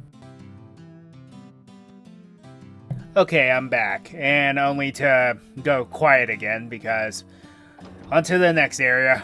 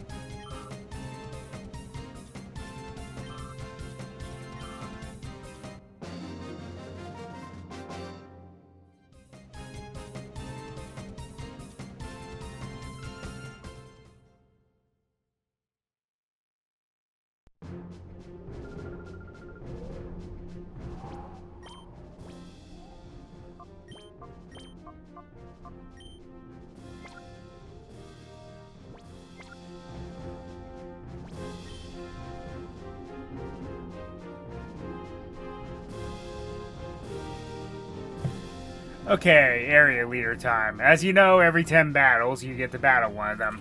Welcome, I'm Renson. I'll be providing the finishing touch to Area 3.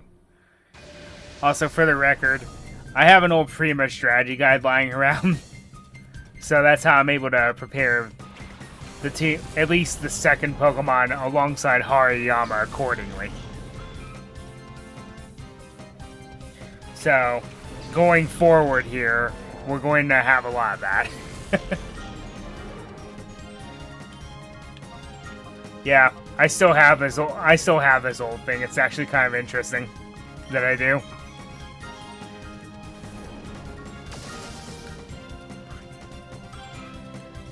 And I remember when we used to buy these things, the internet didn't provide a good enough guide like they do these days.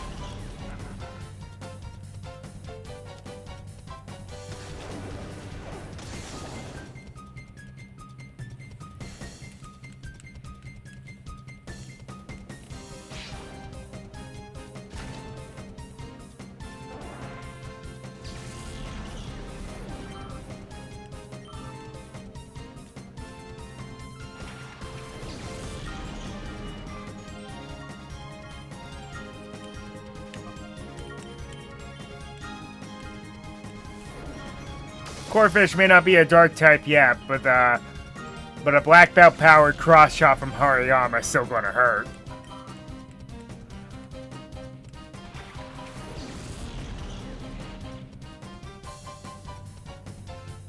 Provided I don't miss.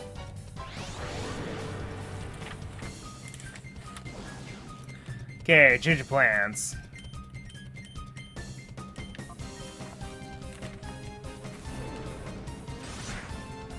Always love how quick attack create after images. Because it boosts his physical defense, let's hit with a special attack instead.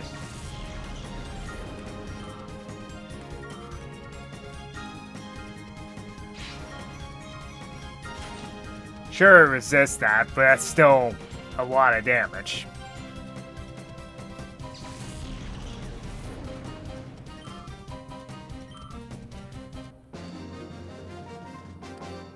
That's it for this one. That's magnificent!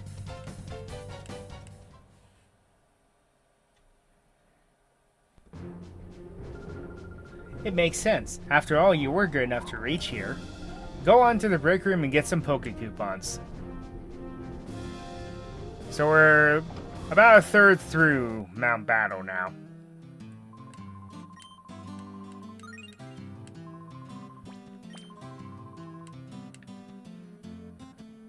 Now, in this game, I do not believe you get TMs through these challenges. And before I go silent, I believe we're in a new zone now? Yes. Okay, so now we're actually inside of Mount Battle. Yes, Mount Battle is actually an active volcano. And because of the change in setting, the battle music changes.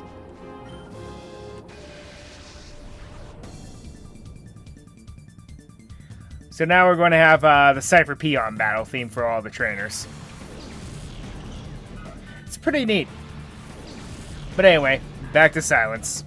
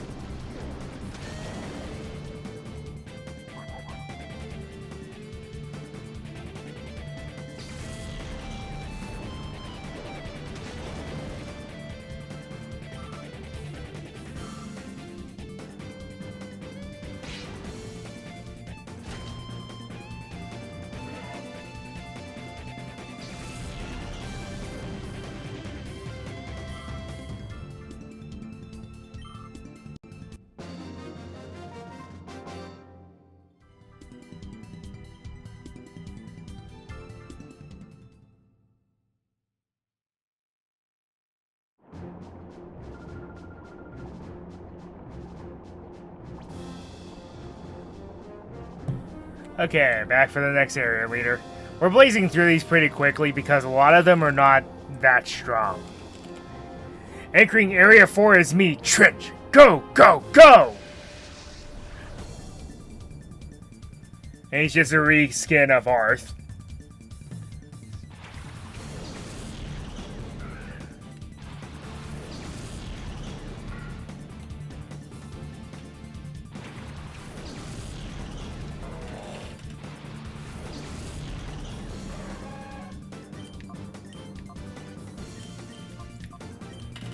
One of the weaknesses of the Lily line, fighting. A lot of people don't really realize that, because this type of combination is just so awkward.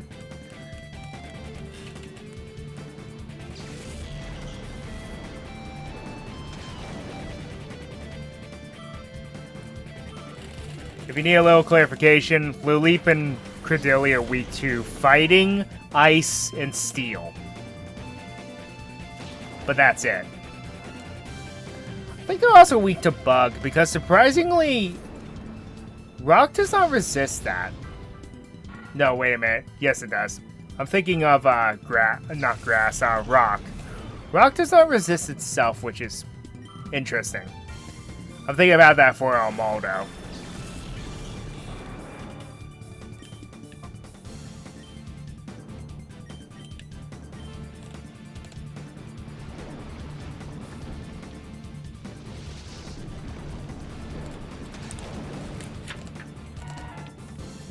Okay, how long until I'm in over my head?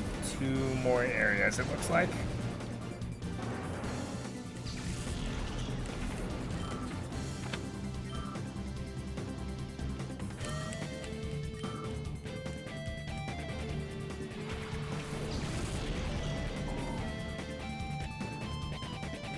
Now, whenever you clear an area, nothing is stopping you from going back and fighting it again. So you can just keep grinding against the same Pokemon until you get to where you need to be.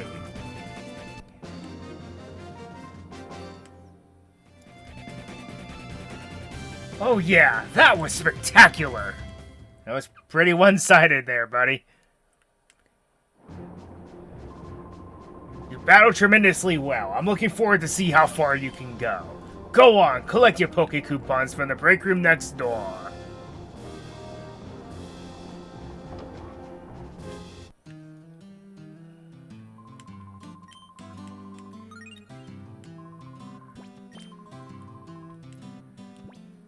Now, unfortunately, the TMs that are particularly helpful, we don't get them until we get 4,000 coupons.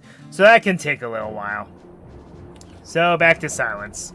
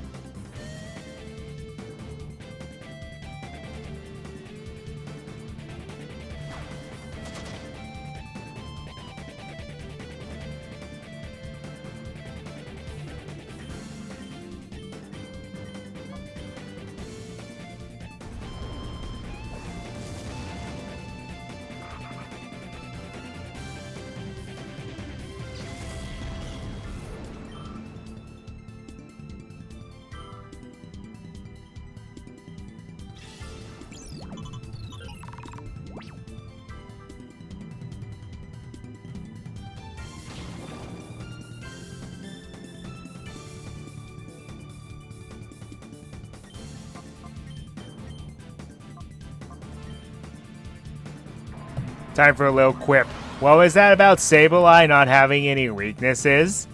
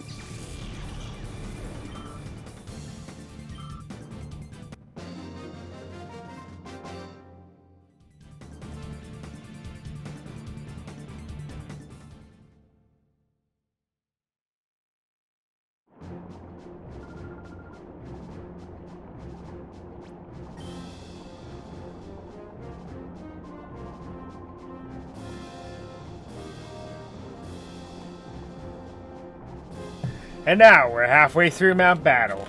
Area 5, the last in Mount Battle's first half, ends here. The closer is me, Zenton. Zenton?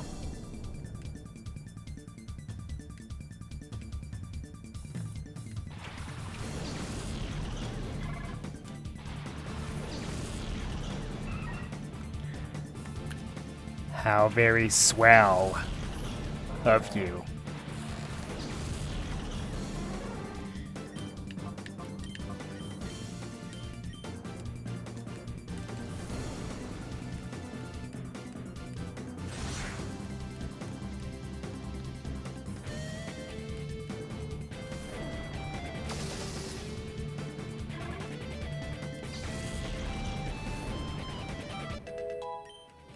Hey, finally got to level Belly Drum. Well, forget focus energy.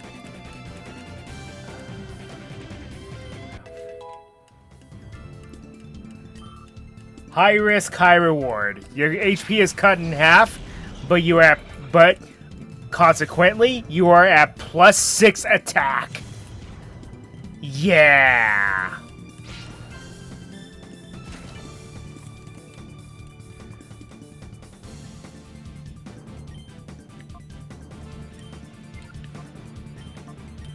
I do it, but it's too risky in this kind of battle against a bunch of flying types.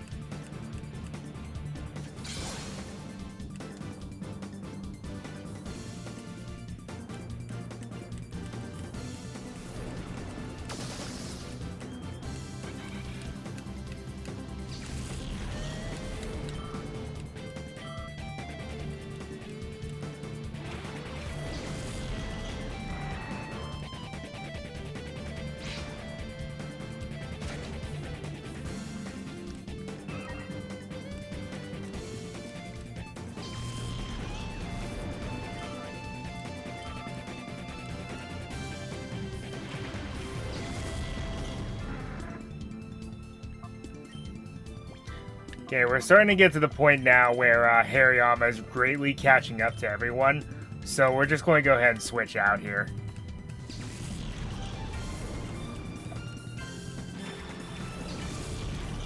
See, Mount Battle does do some good things. It's still irritating to go through.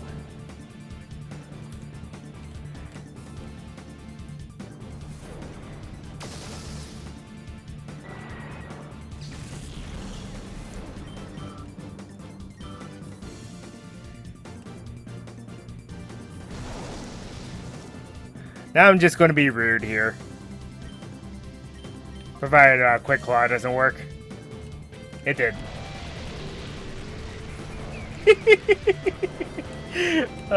This is just mean.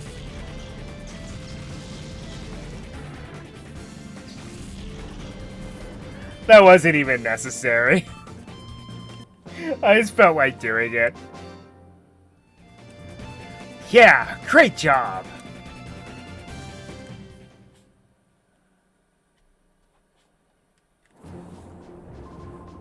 With Area 6 starts the latter half of Mount Battle. Keep your drive alive.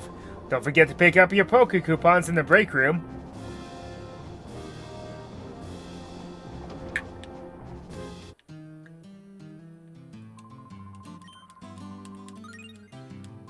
Hey, not bad. So yes, we're just going to keep on trucking. Like I said, my target level is 44. 44 is good. My target level is 44. And we're pretty darn close.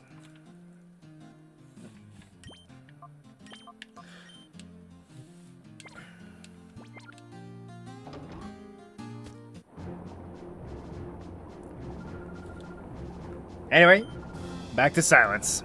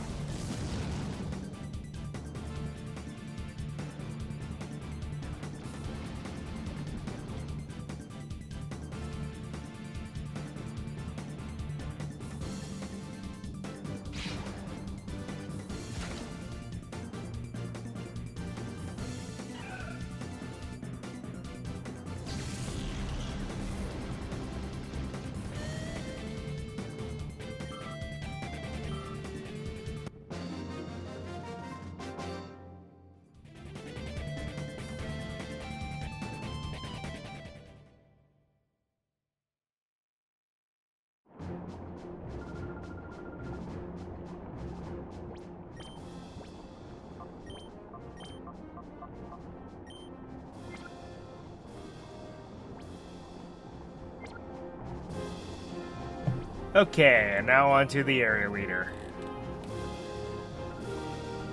Hi, I'm Loco. You must be the high-energy trainer I keep hearing about. So, how about showing me that high energy of yours? So this is the first area leader that's actually going to pose a bit of a challenge. Because she doesn't focus on one type. Unlike some of the other ones.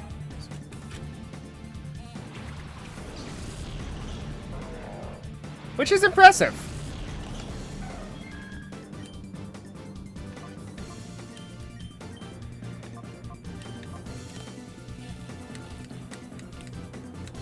This is before Azumarill got good, so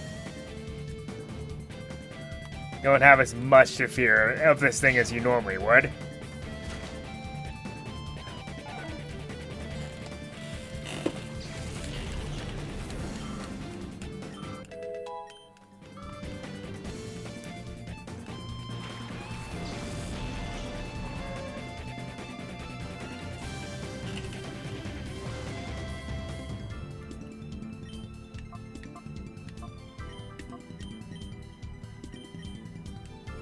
Also, that one trainer class lady in suit gets redubbed as Beauty.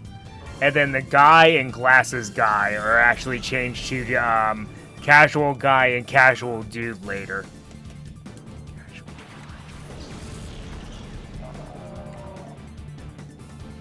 Defense curl going in the rollout. Not a bad strategy.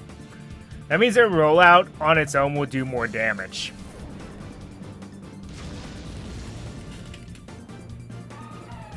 It's also a good combination for Pokemon contests.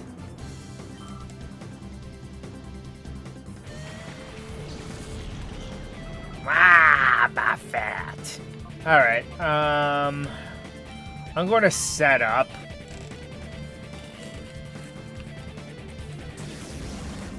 Get rid of the Whalmer, because I'm not going to sweat the Wobbuffet yet.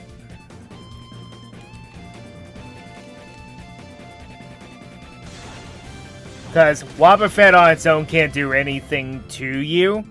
So, I'm going for the max attack. So that I can lay some damage out on it. But I'm going to pass for another turn. So I can hit Wobbuffet with everything I've got.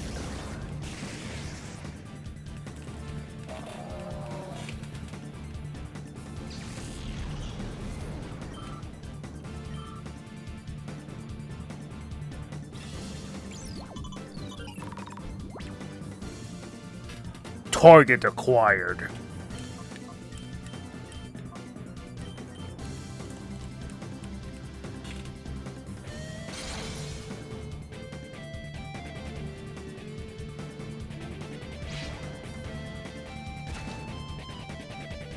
Yeah.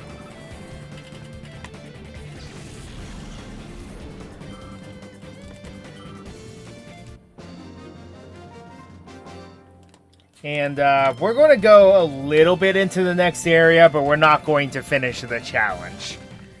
Because Hariyama and Espeon are the only ones that still need to catch up. That's literally it now.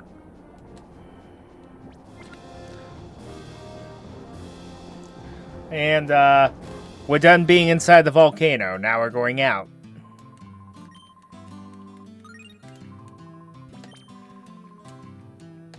Okay, let's go ahead and save. Because we've done a lot of training. And I hate to lose that progress.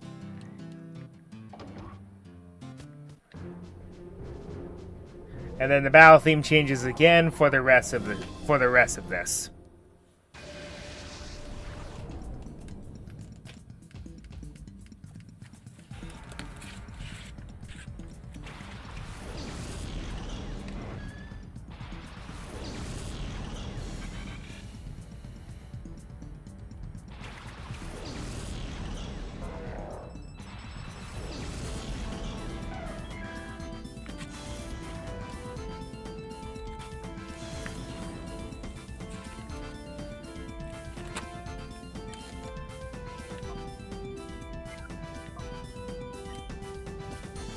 Well, first double switch we're going to see.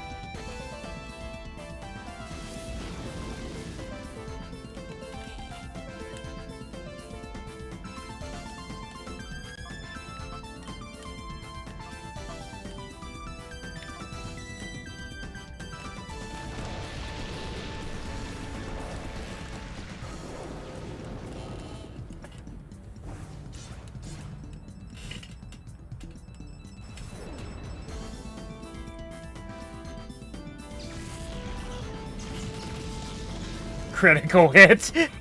Well, that wasn't necessary.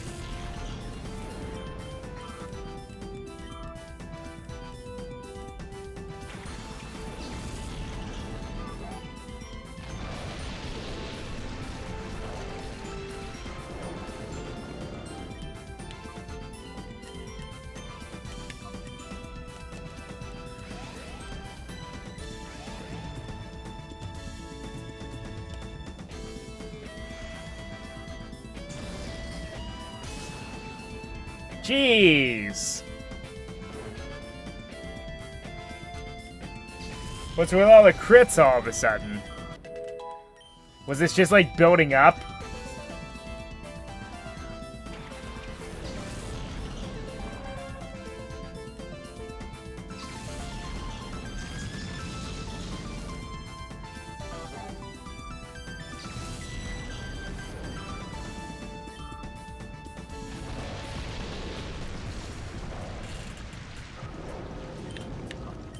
And one lone area dose is all that remains.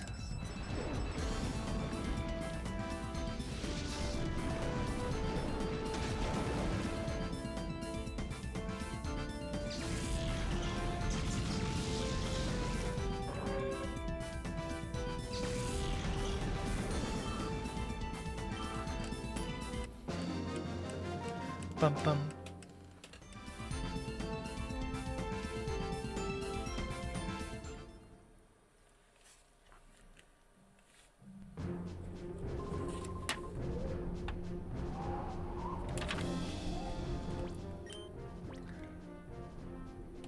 Bam, bam, bam, bam, bam, bam, bam, bam, bam, bam, bam, bam, bam, bam, ba, ba. I think I'll get Hariyama up to 44, and then we're going to leave because we have one more battle ahead of us before we take on Ein. And Espeon's pretty suited for that.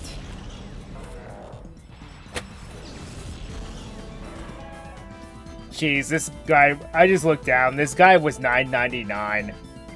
That's like a pipe dream now.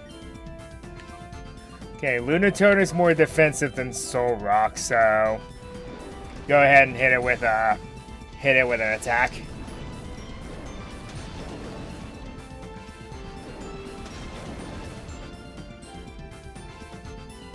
Both are tanky in their own rights, but Lunatone is way more defensive than Soul Rock. Of course, by using that, I have doubts.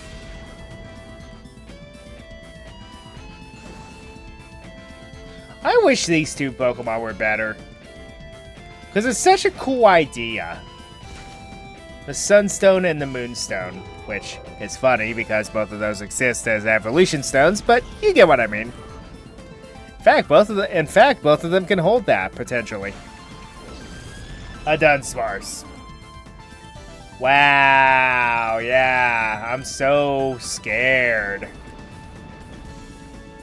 Or, another thing is, I wish that Solrock and Lunatone had something to do with Minior.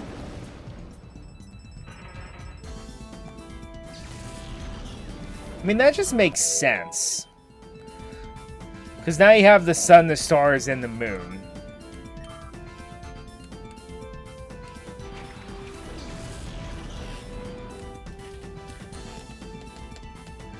Oh, I missed.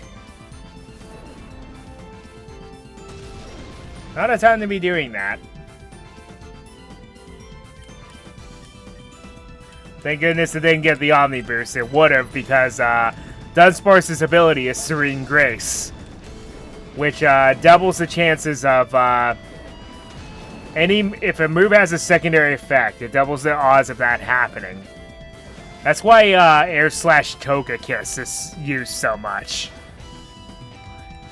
Because the flinch chance I think goes to like 60%, which is more in your favor in that regard. Alright. So we're done training. Now to actually move on with the story. And since we got this far, we can come back at any time starting here.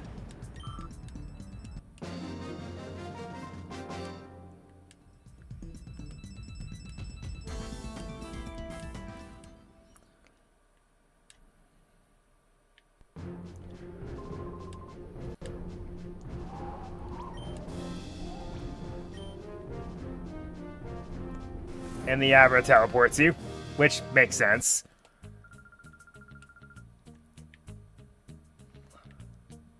Okay. Now, with us all good to go,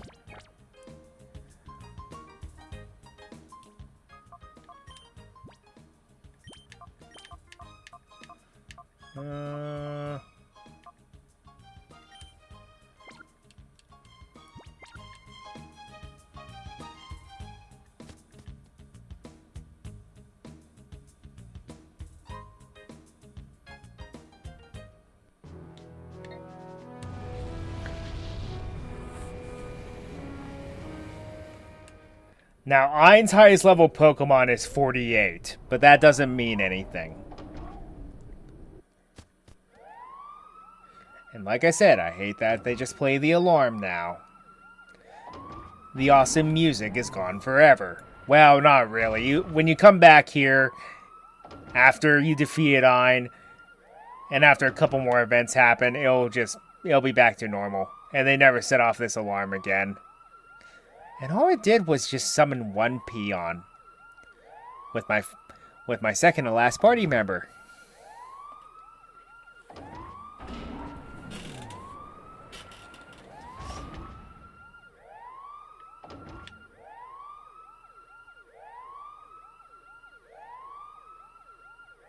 Whoop.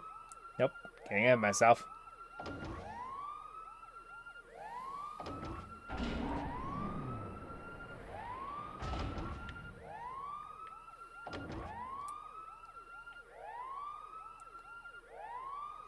Okay, so there's this pin pad here. Now remember those DNA samples that you found? For me, they were Mischievous, Sudowoodo, Mariana. Depending on the order that you analyze them in, that is the password.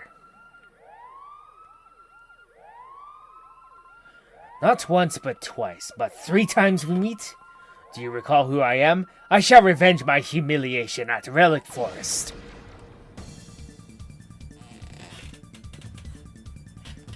I always theorize that this guy's a higher rank because of the his outfit being a different color.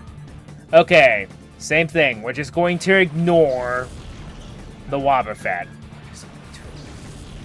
as long as we can.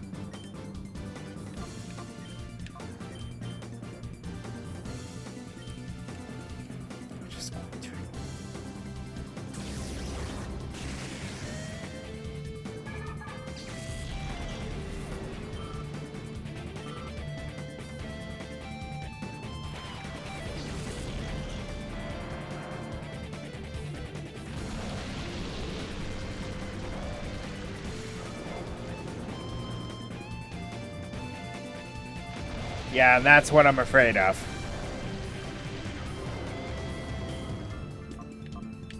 Unfortunately, we can't ignore it for long.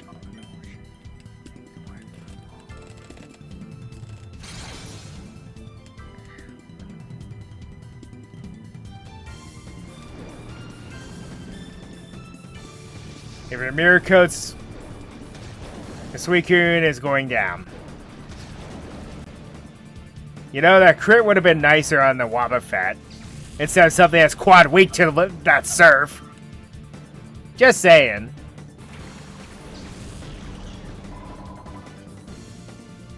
Oh boy.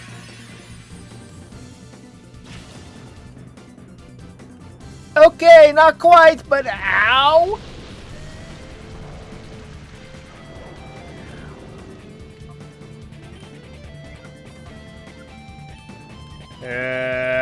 Hopefully I can knock this thing out. Yeah, I should be able to. That's a pretty good damage range.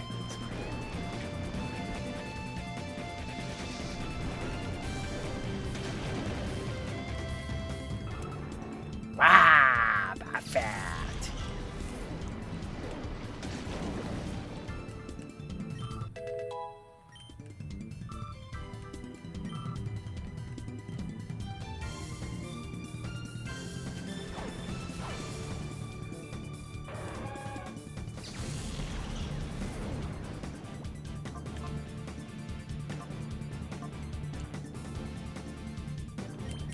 Also, I'm going to hate myself for backtracking so much, but we better make sure that we're ready.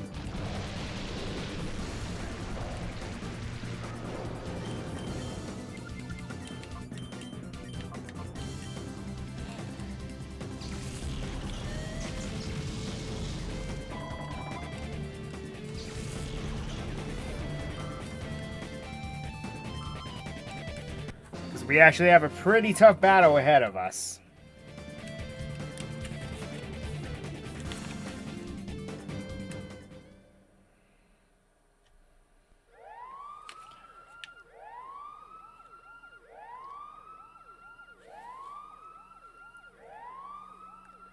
Okay, fortunately there's no more security. We have beaten all the trainers in this area.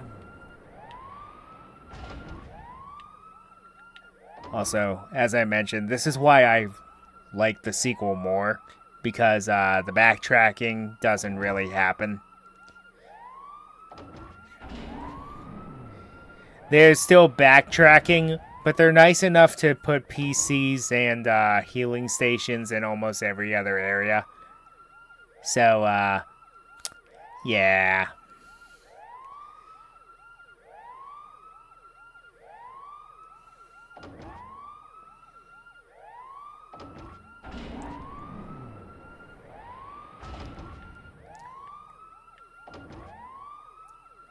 So back to Mount Battle, not to train, but to heal and save.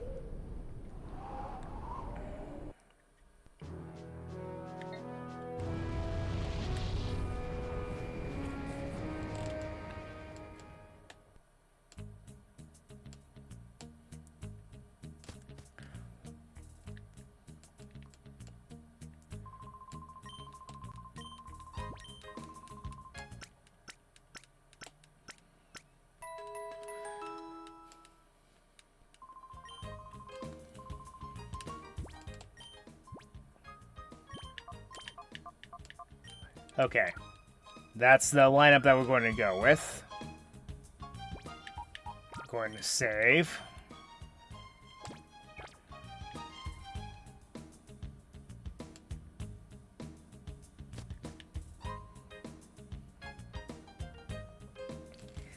And then the reason why we did all that grinding is, as I mentioned, the leader of the area, Ein, is one of the biggest difficulty spikes in this game.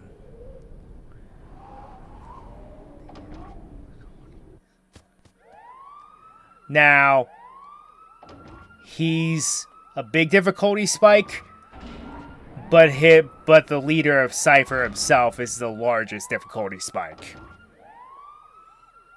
Because he's capped out in the 60s. Ain't that fun? Which means, yes, we are going to have to do some more grinding, but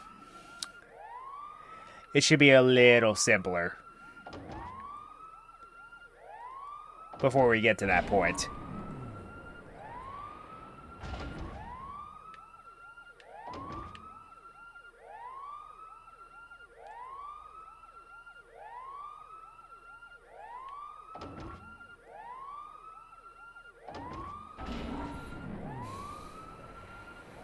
Also, I always thought that this guy's name was Ian, but then I realized that his name is a pun on Einstein.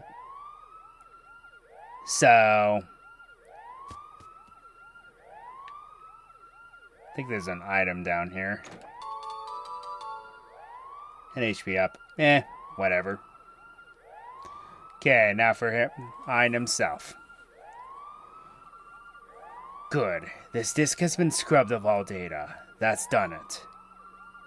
Wah! How did you get in without my notice? Ah, I see. You must be the much talked about Wes. Little did I expect to see you here. I am Ein. I am in charge of this Shadow Pokemon lab. No one must be allowed to interfere with our Shadow Pokemon plan. I won't allow it. Let me acquaint you with the power of my Shadow Pokemon. Okay, as I mentioned, this guy is a big step up. Do not take him lightly.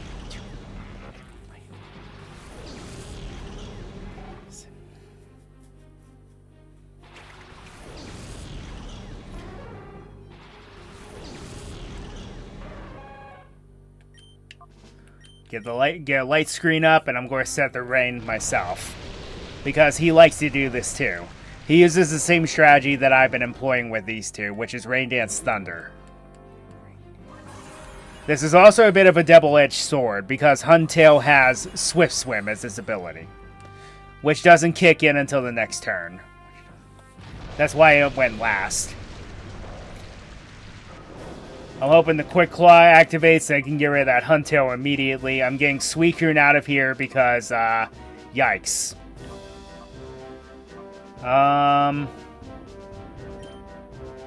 Levineer is probably my best bet, but it's risky. Because I expect him to have some ice moves.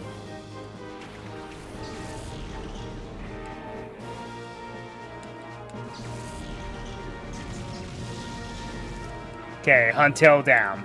Quick Claw did activate, and that's best case scenario.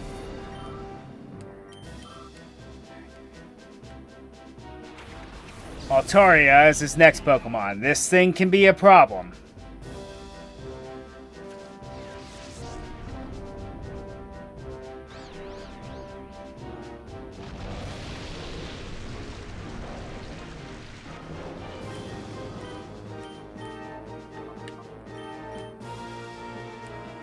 Quick Claw, 2 turns in a row. I like it. And a crit. Good. That's one less thing to worry about. Get him, Flygon. I mean, well, yes, but get him, Ampharos.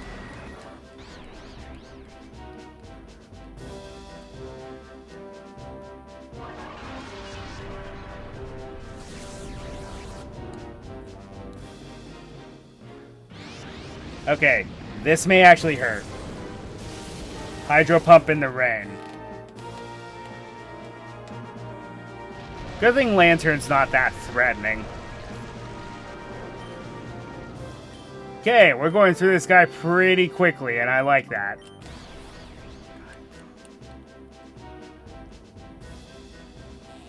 Gotta say, please don't miss.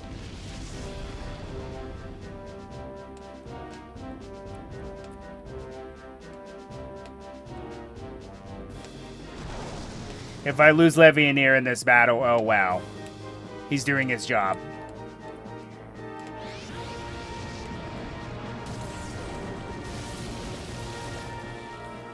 Alright. You did what I need you to do.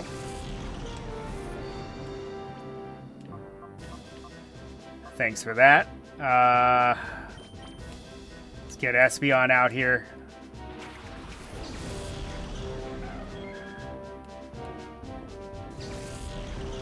Get rid of the Golbat.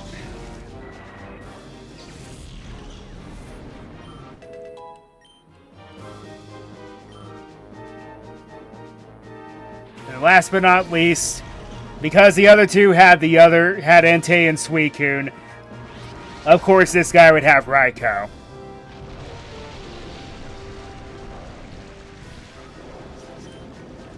Alright, let's Thunder Wave it.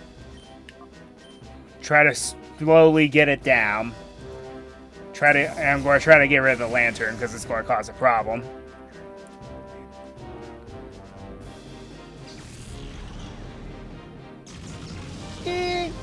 Huh. That didn't do as much as I thought it would. Granted, I do have a light screen up, but still.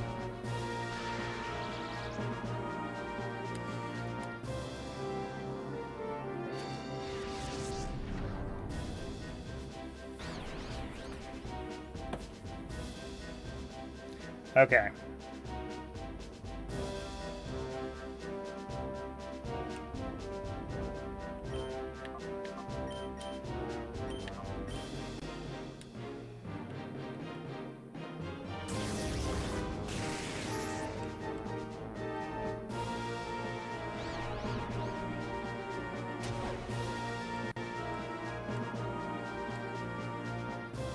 How are you faster than those two?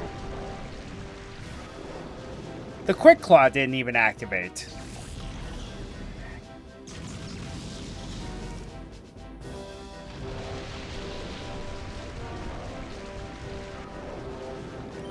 Okay.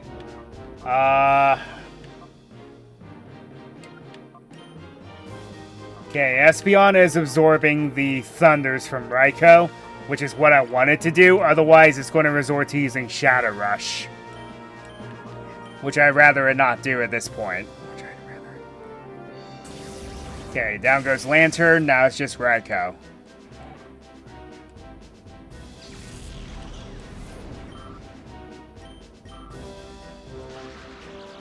Okay, good.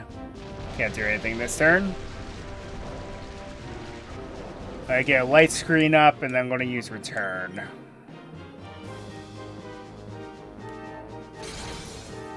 Okay, that did a lot more than I thought it would. Then again, Raikou is probably the most frail out of the three of them, so that makes sense.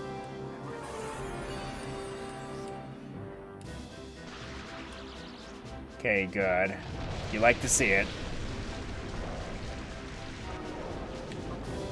Okay. All I have are Great Balls and Timer Balls. I don't think enough time's passed for a Timer Ball to be useful. So I might as well just try.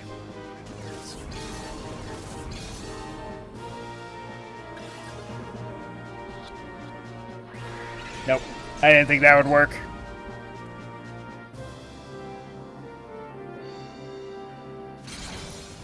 Okay. That should be enough. And then I had another dirt moment. Of course, Lantern's not very quick, but it has Swift Swim as its ability, so that's why it was moving faster in the rain. The reason why it went faster than Raikou is I completely forgot to paralyze it. Probably because I'm not used to being able to paralyze electric-type Pokemon.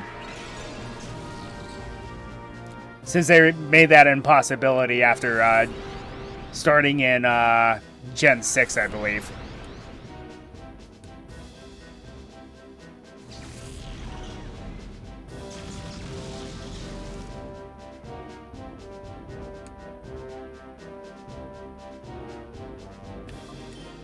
They keep that light screen up. Just gonna save my bacon. Might as well try the Timer Balls now. At least 10 turns have passed, so it's a power of a decent ball by now. 2 shakes, not bad. Not bad. Okay, can't attack. Good. Try to keep that light screen up.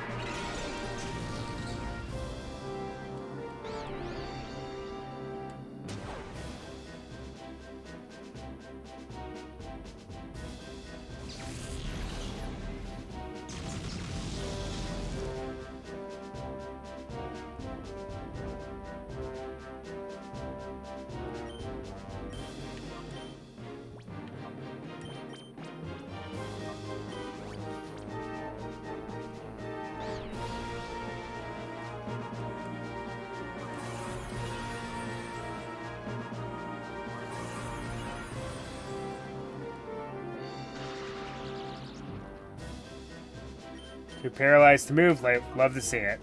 Alright.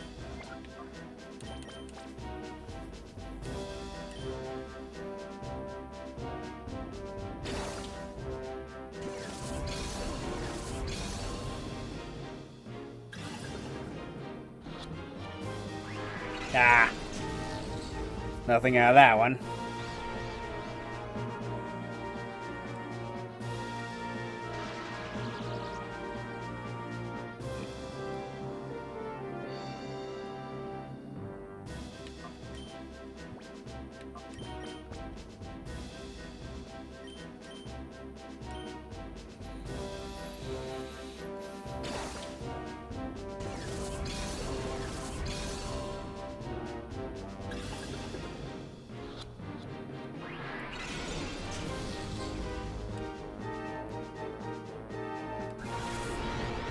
Let's go and start using Shadow Rush because Thunder only has 10 PP, and that's almost all it can do.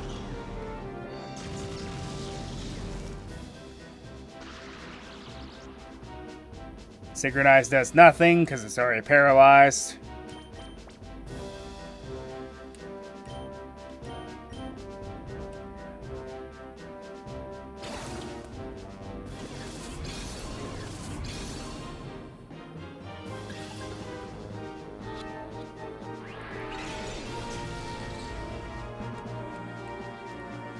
I'm also trying to waste some time.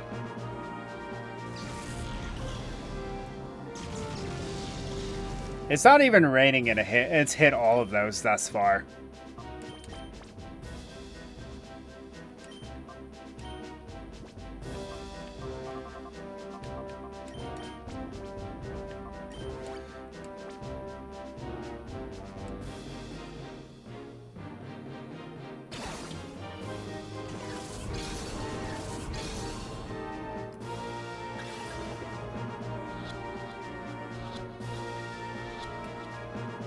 Bingo! Alright.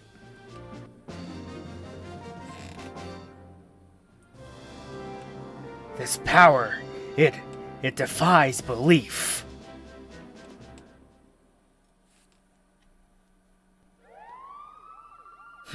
Your struggle to get here was all in vain. The shadow Pokemon we produce have already been moved elsewhere. And that, of course, includes the ultimate shadow Pokemon I created for the boss. Wahahaha!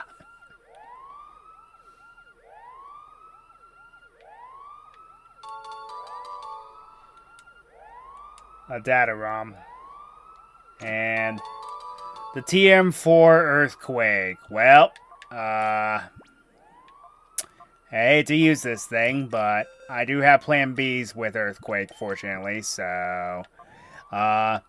and big fat duh as to who I'm teaching this to.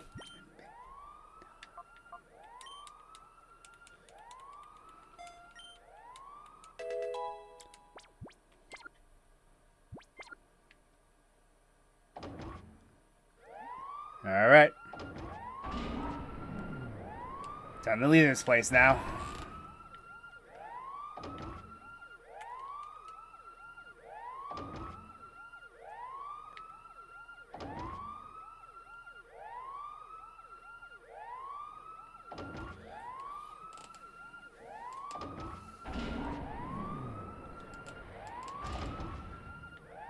See, this is, at this point now, this is why I understood why Suicune, Entei, and Raikou were on the cover of Colosseum. Yeah, I still don't understand why Groudon and Kyogre were, because they had nothing to do with this game.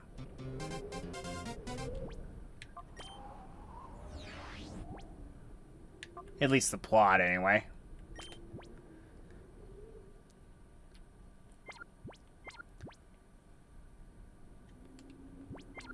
So, what that does is it opens up the next piece of story.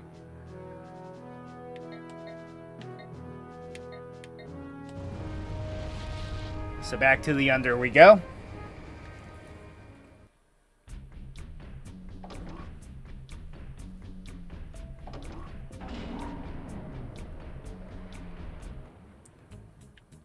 Also, yes, I do realize that I can do a bunch of Colosseum challenges now. But the reason why I'm holding off on that is because I'm trying to see if it's possible to hold off until we get ourselves the amulet coin, because we're going to need money. Lots of money.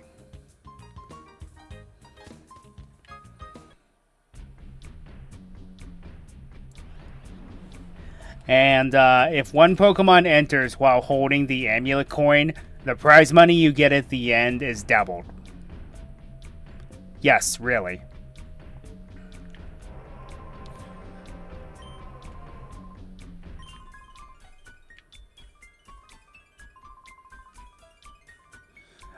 By the way, he mentions Realgum Tower.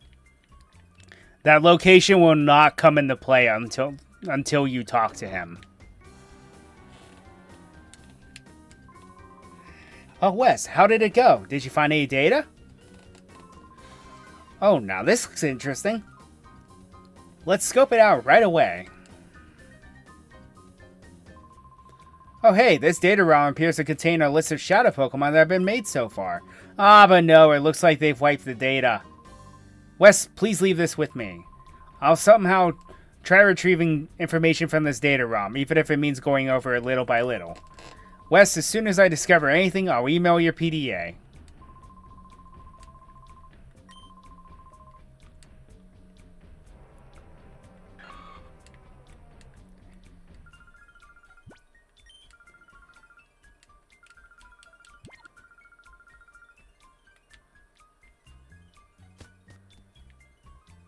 It's always fun to see the dialogue, the different dialogue bits.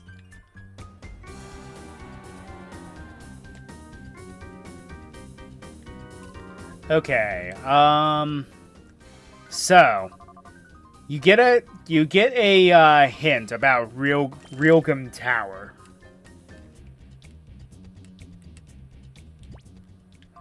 Do the Ein files spell anything? No. Oh, it spells chips, but you're missing an I.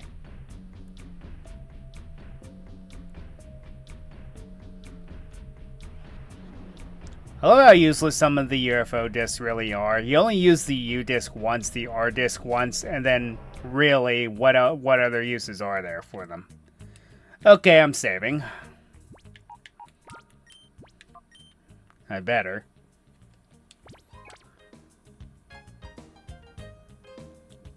After that, ridiculous battle.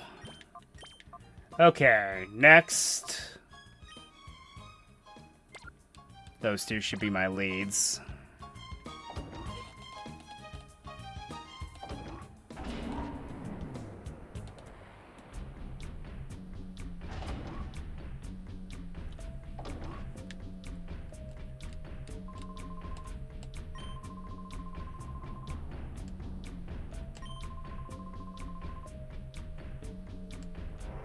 And that's another hint to go to Realgum Tower. Now, where is Realgum Tower?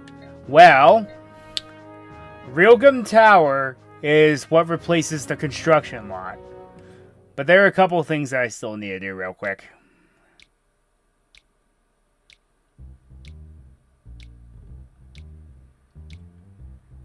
No, I always pass up his building.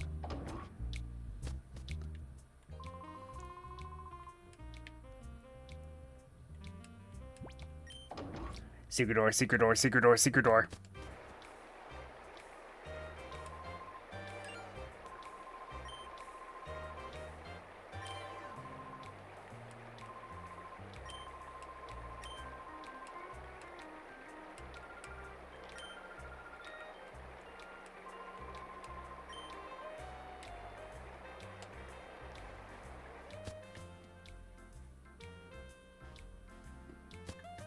Okay.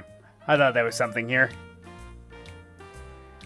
And again, you can battle all the people in the dual square again, as well as the Pyrite building. They're going to be stronger. They actually scale based on how far you are in the game. But anyway, let's head to the new Realgum Tower.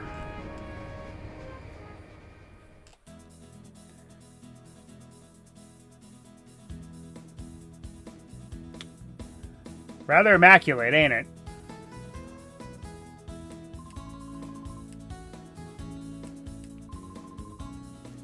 We've been expecting you. Now please, do go in. That seems suspicious. Suspicious. Okay, so if the road forks, what happens if you go left?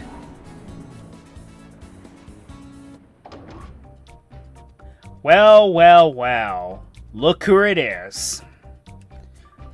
Whoa, you've kept me hanging around, Wes. You ruined things in Pyrite for us. But, you know, we're not about to lose over and over to you. This time, I'll win. And I mean it this time. Let the music play. Oh, never mind that. We'll battle right away.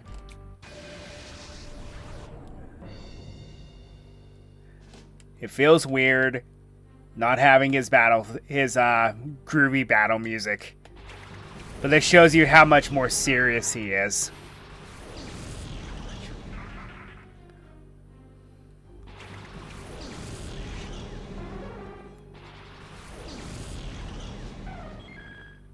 Okay. Get up a light screen, switch to Hariyama.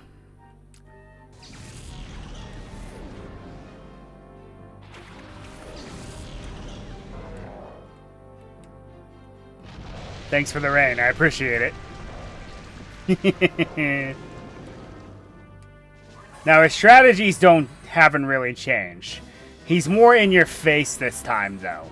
He uses... His 5 Pokemon are strong. And, all of the Ludicolo that he has just have Swift Swim. None of them have Rain Dish. I think. Okay, I stand corrected. I think one has Rain Dish, but the others are Swift Swim. He's down to using just 2 of them, showing how much more serious he is. 3 of them, I think. Yeah. Jeez, I seem to be getting my facts wrong today.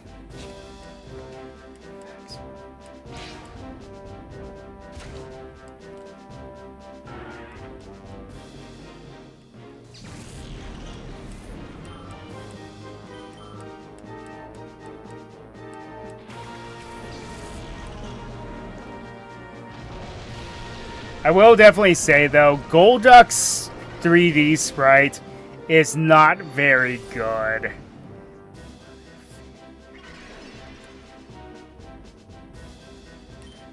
Because it's using its Stadium 2 art style, and they did not update it at all. It looks so bad.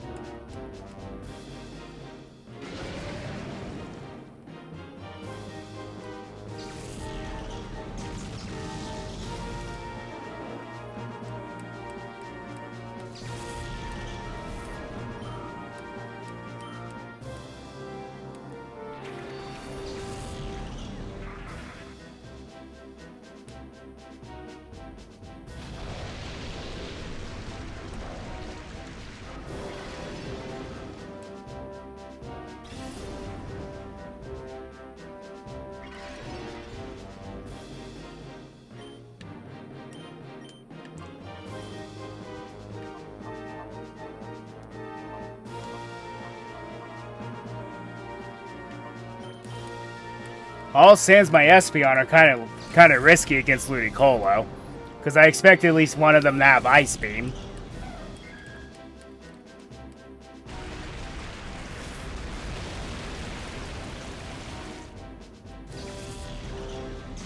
Yeah, that one definitely has Swift Swim.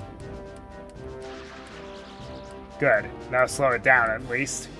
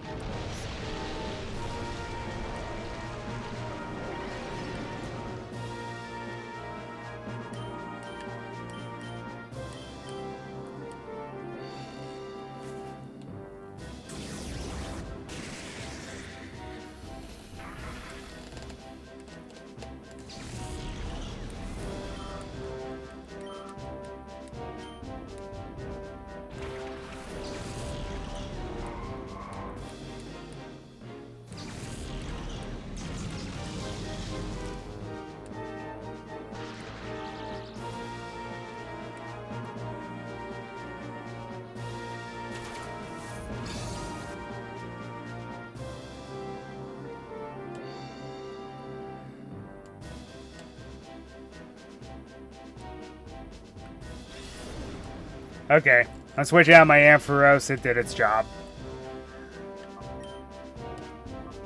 Get the leech seed off of it. Get rid of this last Ludicolo. So Armaldo is his replacement to Sudowoodo. If you fail to capture Sudowoodo, here's another chance. And this is kind of like an Elite Four, more or less, because you get to battle all 4 of the admins again.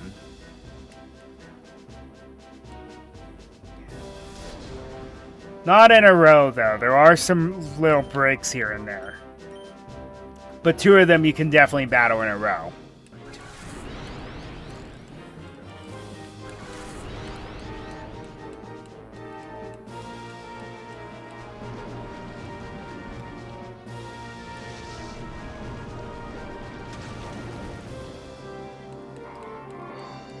Armaldo's cool, but its special defenses are bad, so take advantage of that.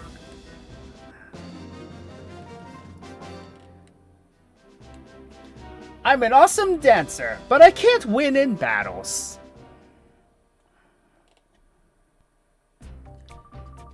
This just won't do, but I'll admit you've beaten me thoroughly. Okay, since I'm done, I'll give you this. Here! Think of that as a little gift from our great leader, Nazgour. Don't leave without it, because you'll get nowhere. But, you know, maybe it'd be for your own good if you didn't go on. Whoa!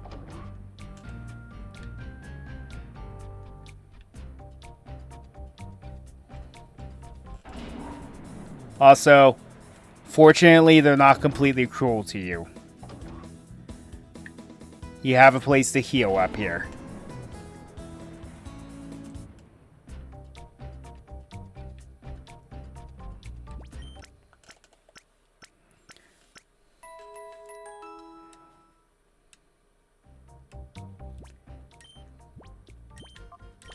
Okay, next, let's have,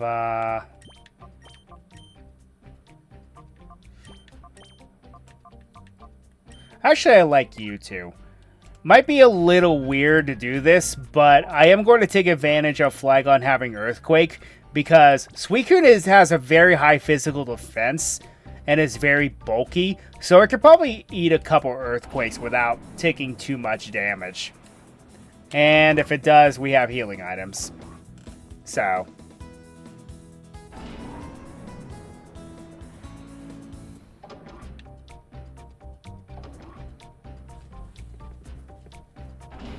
So naturally, if you go to the right, who do you face? Yep, look who it is. Dahaha! Your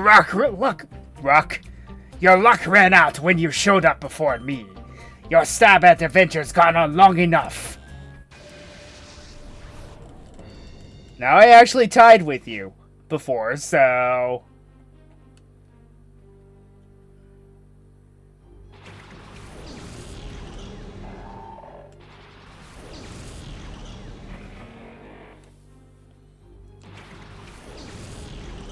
Okay, so his strategy went from Protect Earthquake to Earthquake, I am immune to Earthquake. In terms of his Pokemon.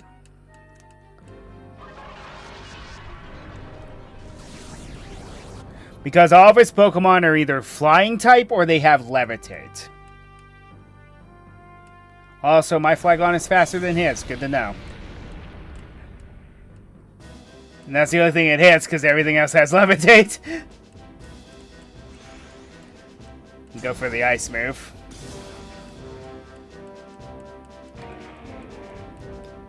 Just get that Flygon out of here, because it's going to cause some damage. But yeah, Suicune took, like, no damage from that.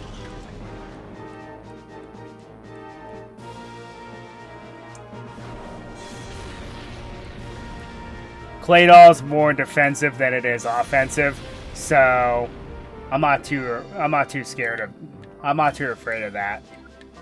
Okay, no, not yet. Let's try to get that Claydol out of here. But yes, he still does the Protect Earthquake strategy, as you can see.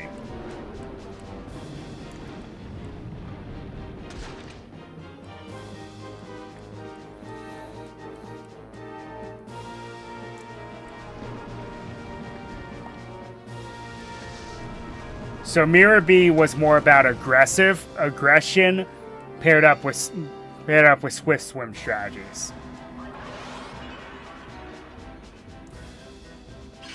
Setting up for a solar beam, are we? All right. Then that will be your undoing, good sir.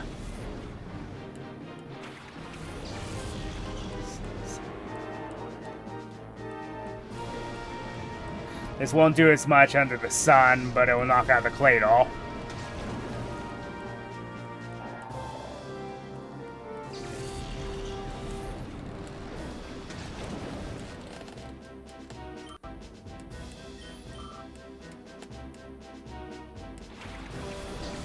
Ah, there's an annoying Pokemon.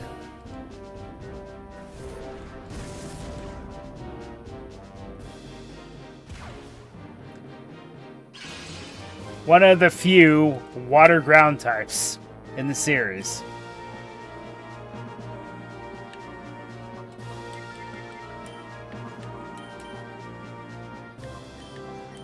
The fortress out of here. Ah, never mind.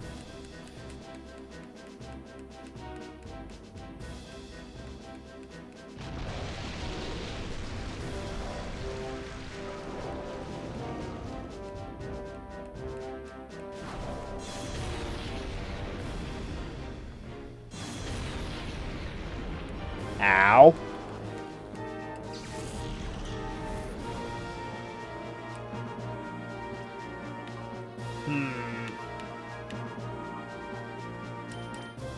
Just gonna have to take a chance with some bulk.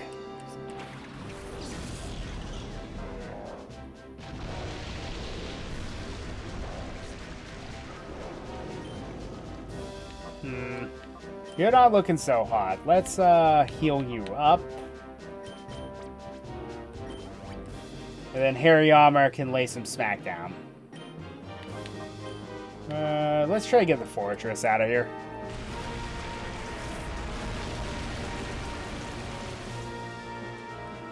Unless I miss.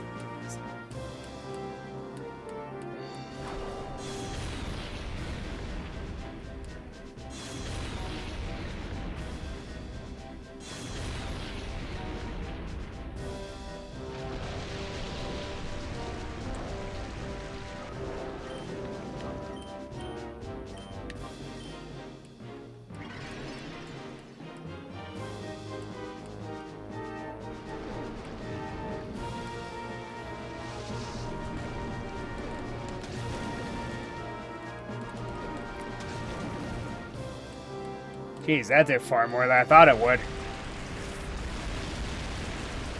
Crit? Really?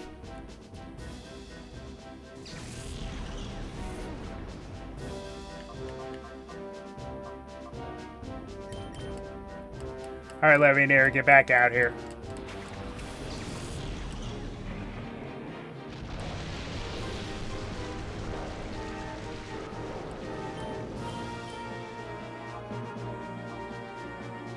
Screw it.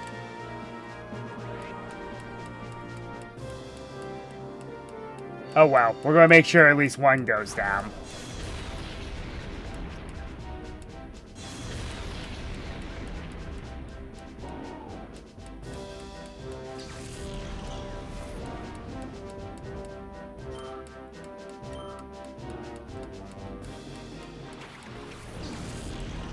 And this is replacement for Entei.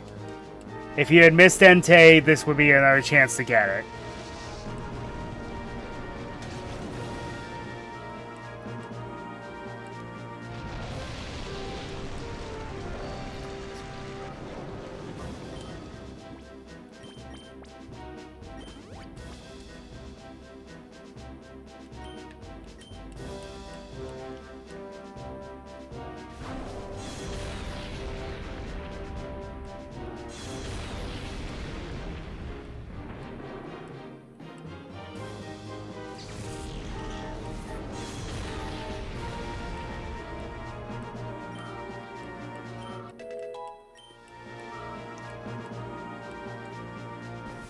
I'd laugh if you take yourself out.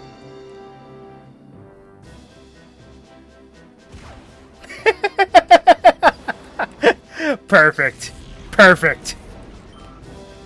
Same result as last time, only this time I have Pokemon on the battlefield. Gah! Why'd I lose to this punk?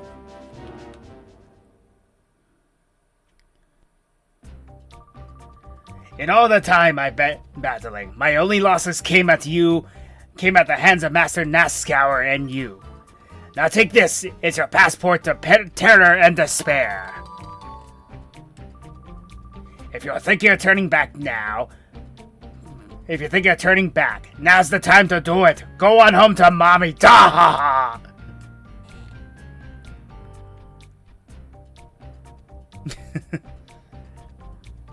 I can never be consistent with accents. I'm sorry, folks.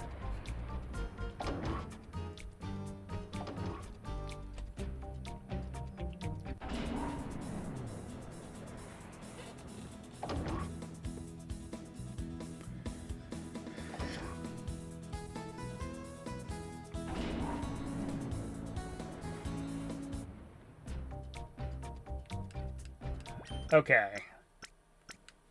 Now, I've been kind of on the down low about the possibility of a final party member. Well, the time for that is coming up.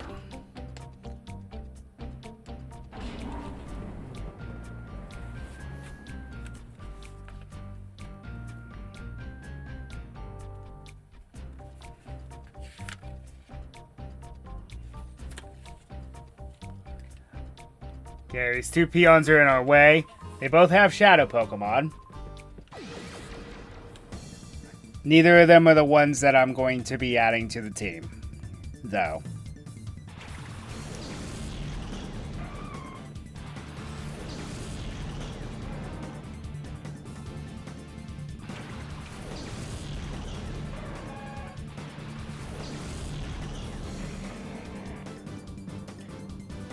And Delibird is the shadow Pokemon.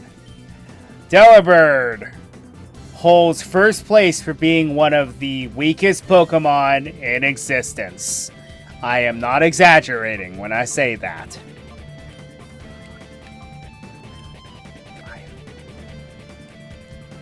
Now, the reason I did this was because I know it will hit Piloswine. It does nothing to Delibird, since it's a flying type. It's a bird, so of course it won't do that much damage.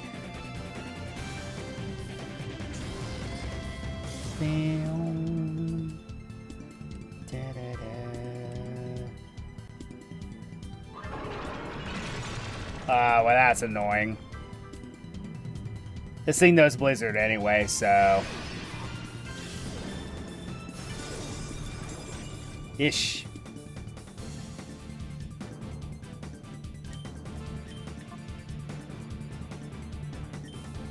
Okay, let's get you out of here. Let's get Typhlosion into rotation. Caldera, I should say.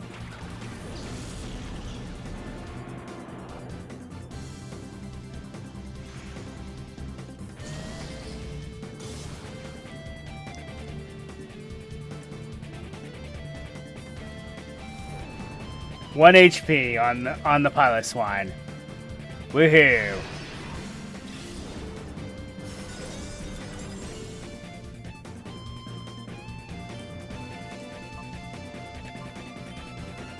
Nope. I have an ample opportunity to use Gus on a flying type that's currently in the air. Don't do that. Because again, Delibird is so weak that I would probably annihilate it.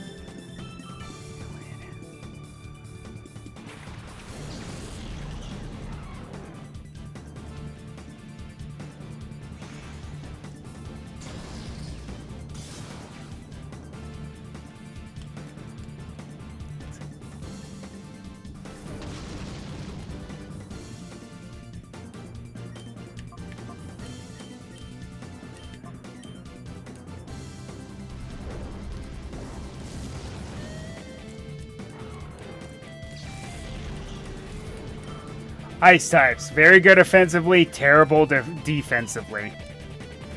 That's the name of their game. And I crit the Delibird. Oh well, whatever. I'll get another chance later, but my point still stands. You saw how easily that thing went down.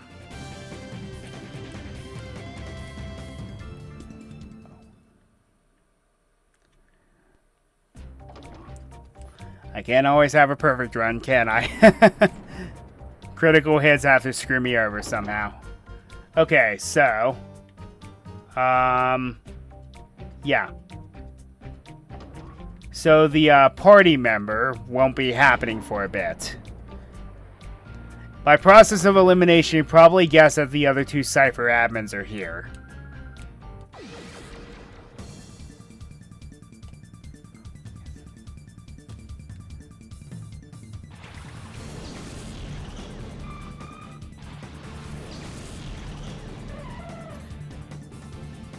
Now, obviously, the jump fluff isn't one because they don't do repeats. So what does that mean? Well, Sunflora is a shadow Pokemon. Sunflora is yet another example of a Gen 2 Pokemon that's not very good. Seeing a trend here, folks.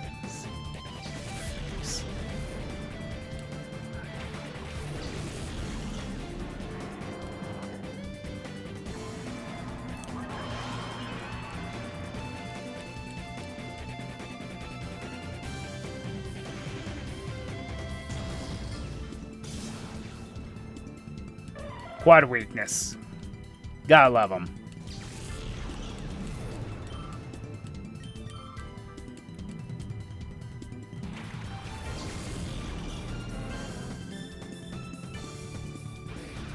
Now this is where Sunflora can actually be a little scary. Reason being is because it's in the sun. Chlorophyll was not activated, but instant solar beam is. Chlorophyll doesn't activate until the following turn. This is literally the only strategy that you can do with Sunflora. Take advantage of its abysmal speed by activating its Chlorophyll ability, making it okay. It's not going to set the world on fire or anything. It's not that good of a sweeper.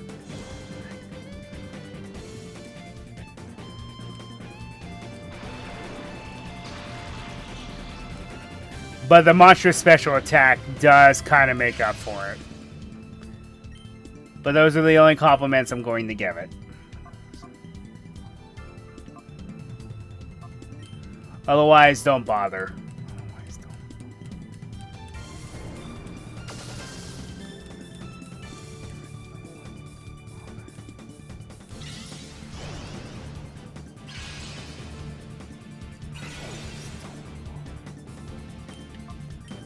This Pokemon's pretty terrible.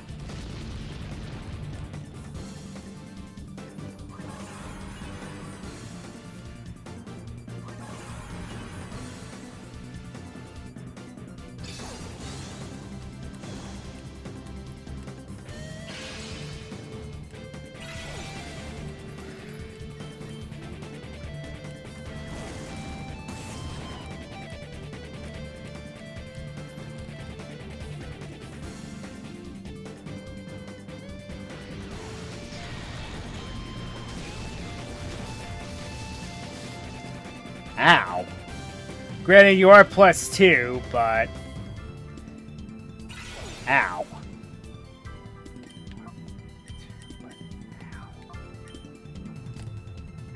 I know I'm weakening myself by doing this, but I have to waste some turns.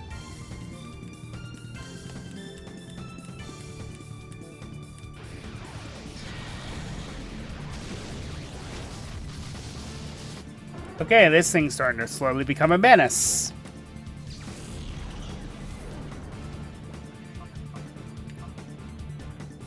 And I can't hit it with Typhlosion because I'll annihilate it.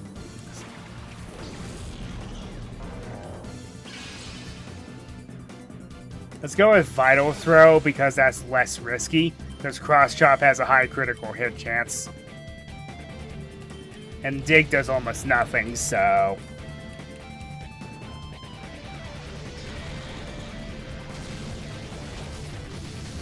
Crit. Of course. Of course. Because we can't have nice things, can we?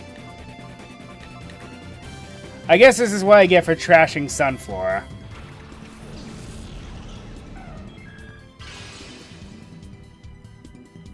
You gotta be joking, though. My word.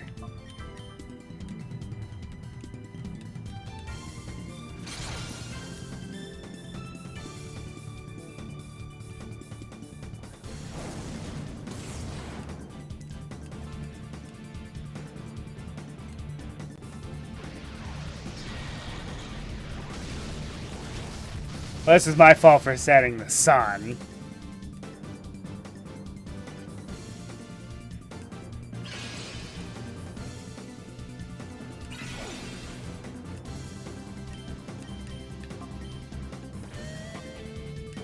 May as well try. We have stalled quite a bit.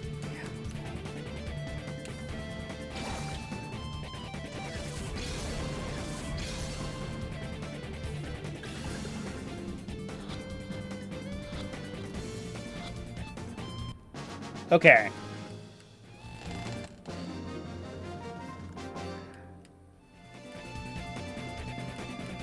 Note to self, don't trash any more Gen 2 Pokemon because, I came to regret that very badly there.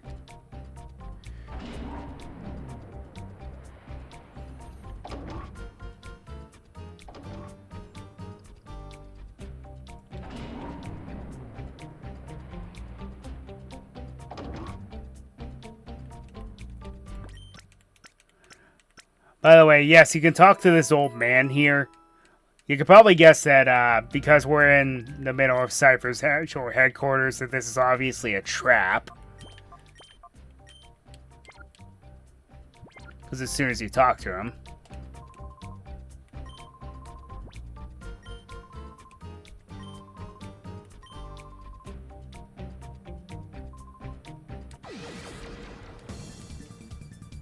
This guy doesn't have a Shadow Pokemon, he's just some extra experience.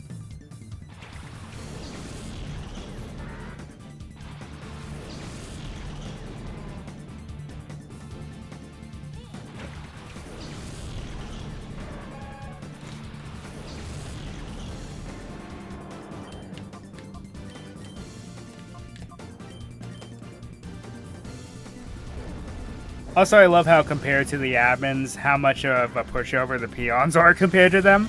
But I guess that's the point.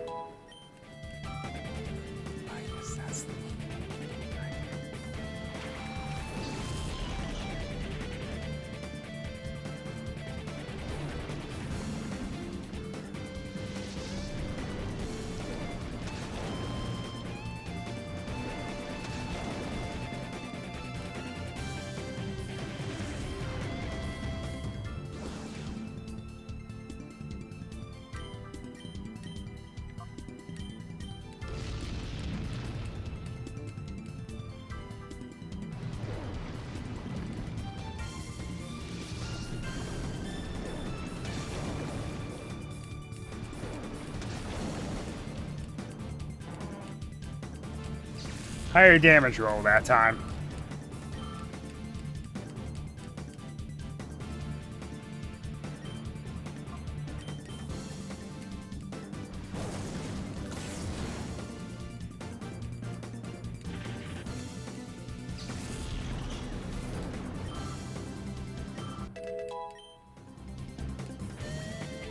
Eh.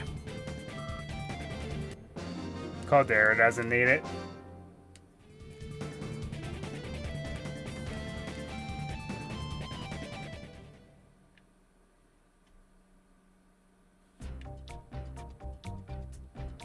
Okay.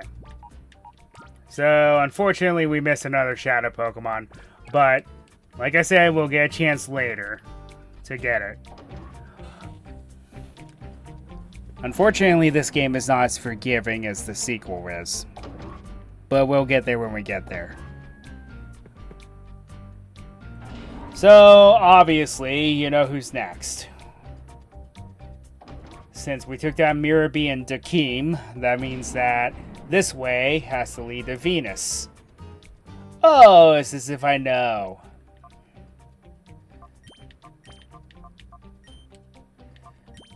Okay. So she has a pretty fearsome lineup. She still doesn't have a strategy. But you'll see what it...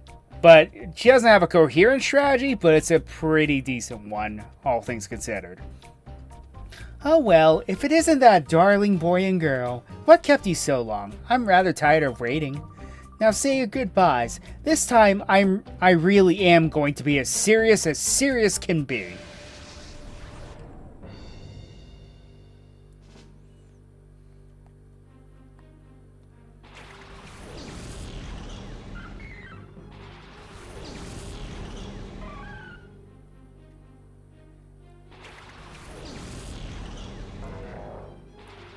Not exactly the most favorable matchup here.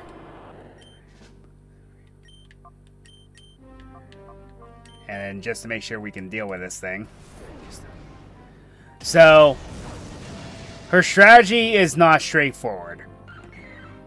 She has mono-type Pokemon with not a lot of weaknesses. That's just her strategy. It's old-fashioned, but hey, it works.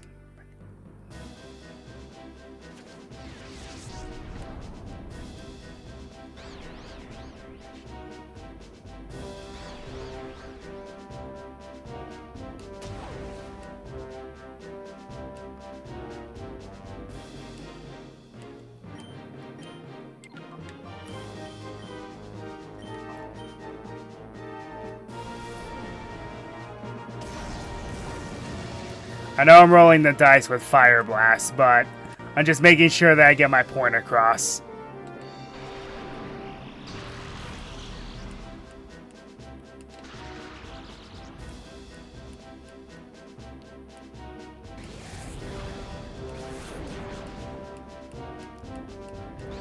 They really don't like my Hariyama, do they?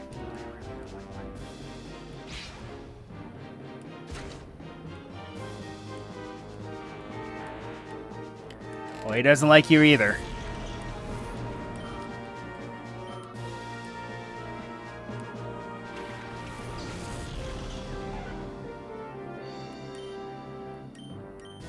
And this is exactly why Hariyama was here.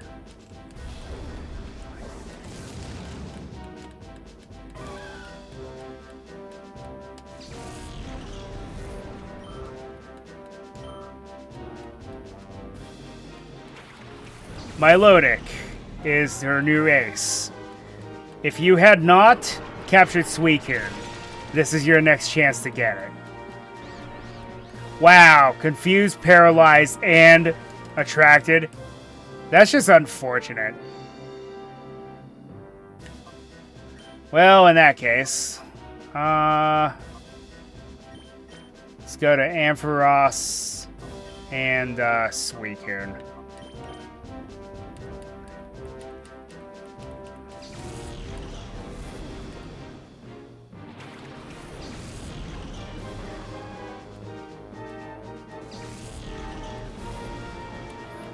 That at least gets rid of the attraction and the confusion.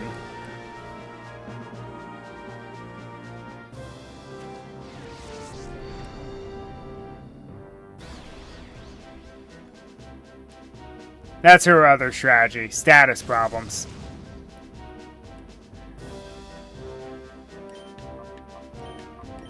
Inflicting them in any way that she possibly can. Confusion, paralysis, attraction, all that stuff.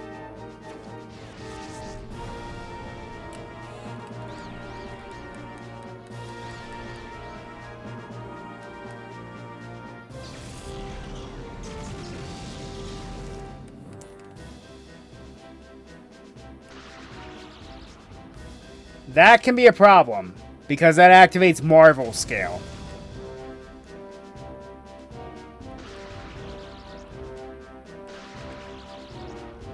Now nobody can do anything.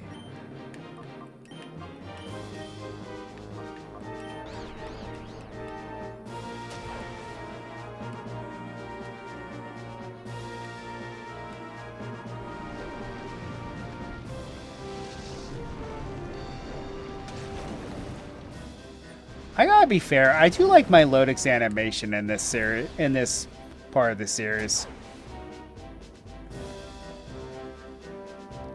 Okay, she doesn't have any healing items, so that at least helps matters a bit.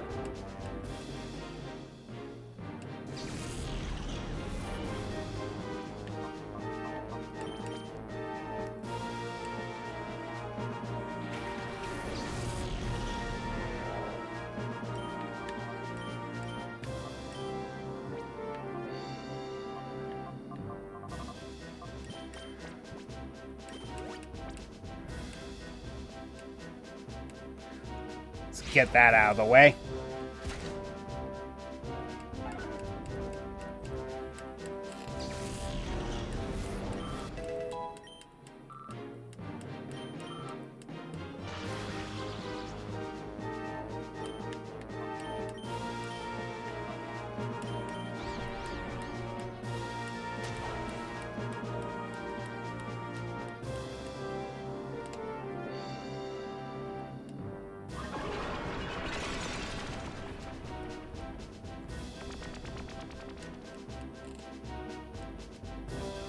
Hey, way to hit through that.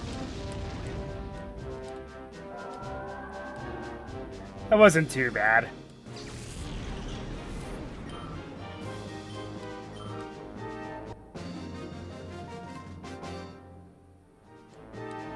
Wow, I don't want to do this anymore.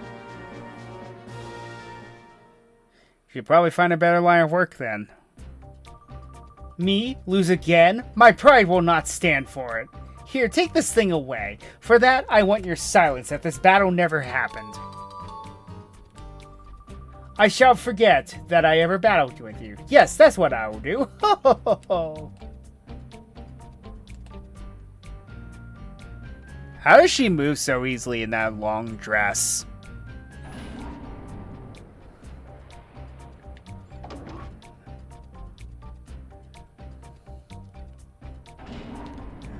And what's funny is, who's next? We just beat him, like, not too long ago. And he's going to be here again. Which I find very amusing. Now, I actually want to say something. When I first played this game as a kid, I failed miserably at this point in the game. It was when I did not understand. I only leveled up like maybe 2 Pokemon, and I did not understand how to grind back then. So this is where I kind of gave up on this game and traded it in. Back when, you know, that was actually feasible. I mean, yeah, I can get some money out of this game now these days, my word, but I'm not going to do that.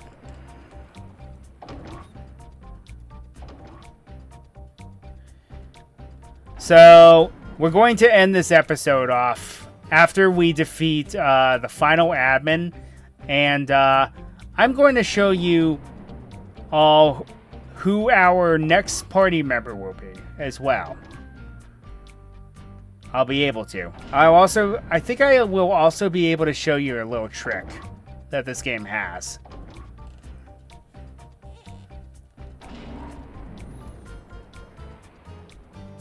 Now, obviously, you have to fight him, too. Well, well, so you have come, hand in hand like a happy couple on an aimless stroll. Well, let me inform you, this is no picnic. You will never defeat me with such a frivolous mind. And in the same episode, we fight this guy again. He starts off with a Manectric and Crobat. Now, the Manectric would be his replacement for Raikou. If you missed Raikou, this is your chance to get it.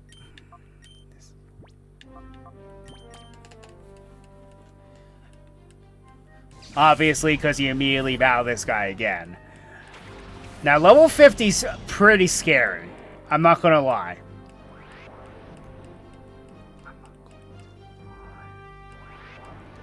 And he has some pretty devious strategies here. Because he toxic stalls. Yes, that's the name of his game here. He toxic stalls.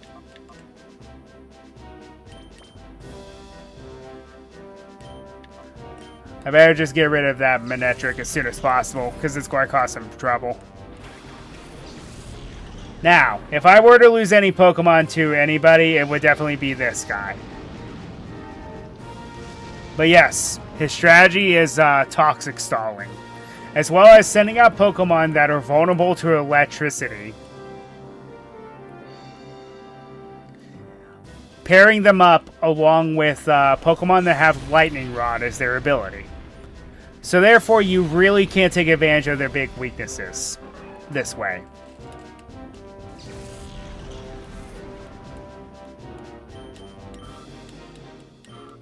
When I take out that Manectric.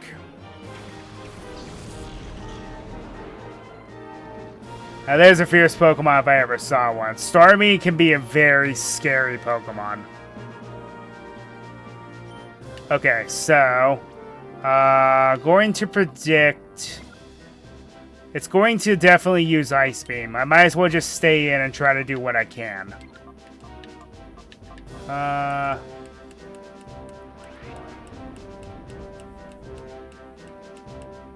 Really? Well, Suicune's down to the poisoning. Which means my Earthquakes are offline.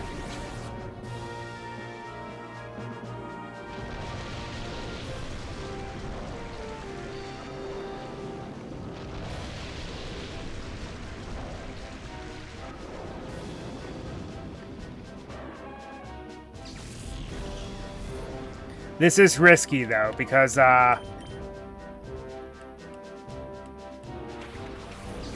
Crobat is quite a beast. It's one of the fastest Pokemon in the series, and its typing is pretty good.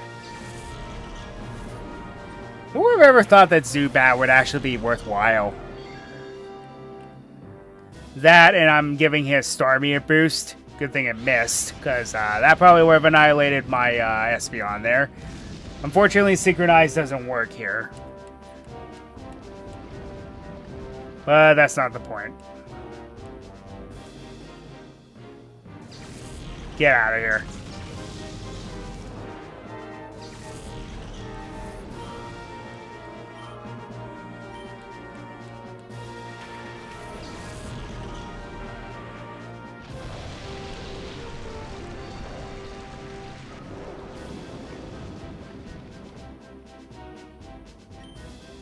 Okay, case in point, another Pokemon that's quite a beast on its own. I'm predicting an Earthquake, so we're switching out. And I'm going to get rid of the Toxic Poisoning, so risky, but I'm switching to Hariyama here.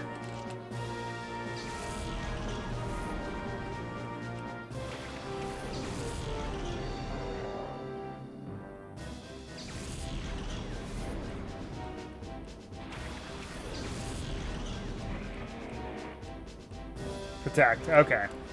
Okay. I can live with that.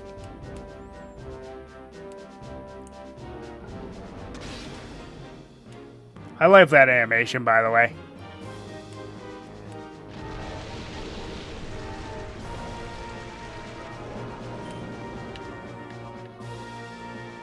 Alright.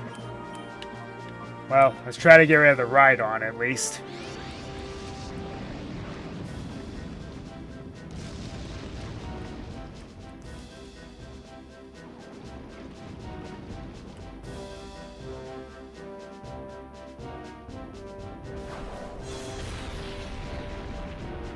Okay, good. Good. Ah! You can't miss at times like this.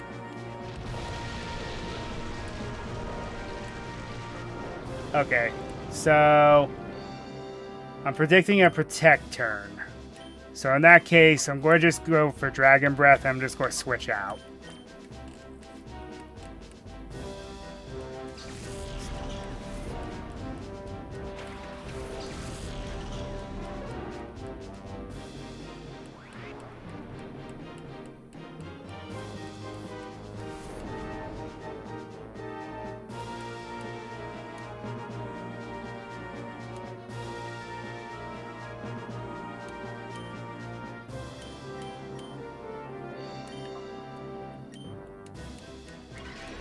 Yeah.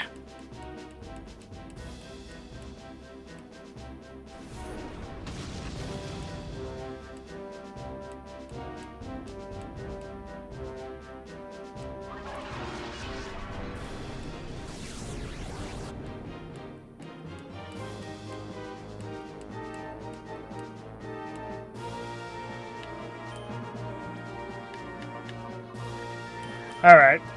Not very honorable, but let's wake up Suicune here. Because I'm going to need it.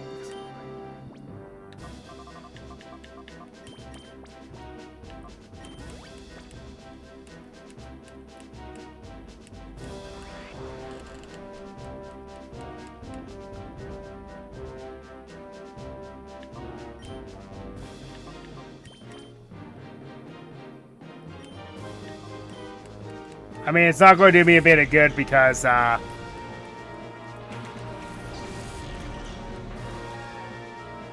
these two are physical attackers, not special attackers.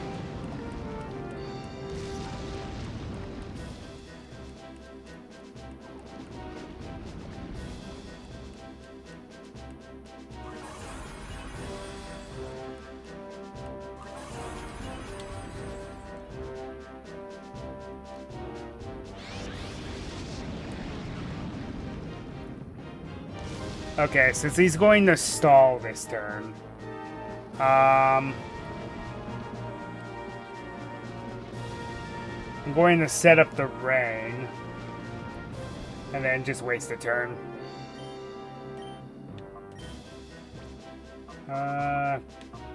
Sort of. It's going to be a little productive.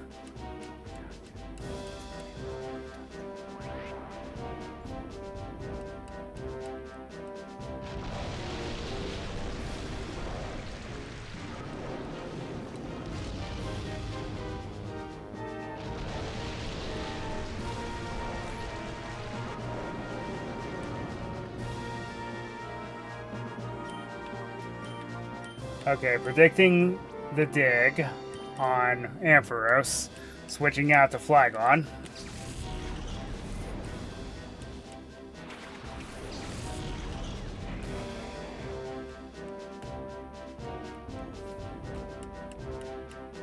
And you need to sit down.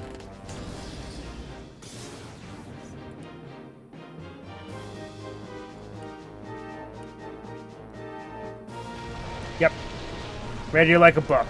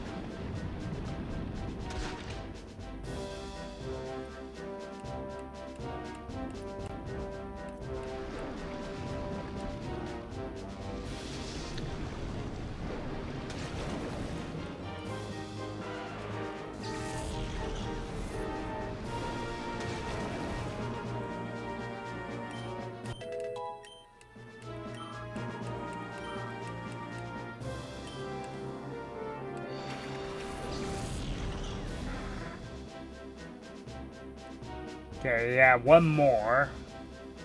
Which turns out to be a Pelipper. I knew he had a water flying type somewhere.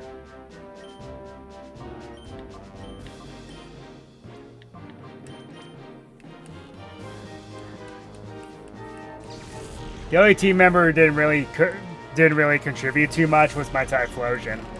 But considering this guy's strategies, Typhlosion wasn't really going to be that helpful.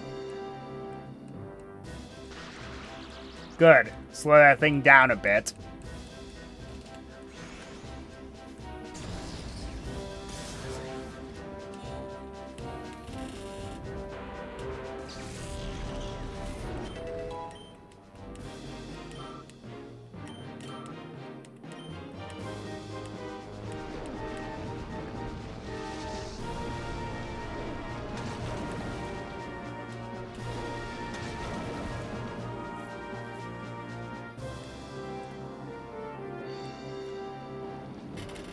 So yes, fun fact about toxic poisoning.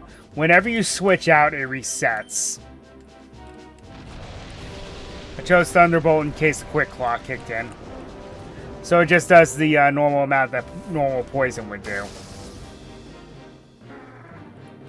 Yeah, there was no way I was surviving that.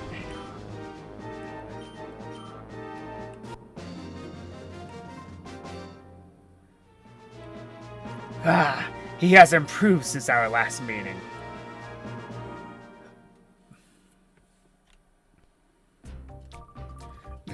It is a shame that you oppose us, Wes. Here, use this. Go on, open the door with it. What waits beyond the door? Why, you should see with your own eyes. So, I actually have a theory about that guy. And then we get some email.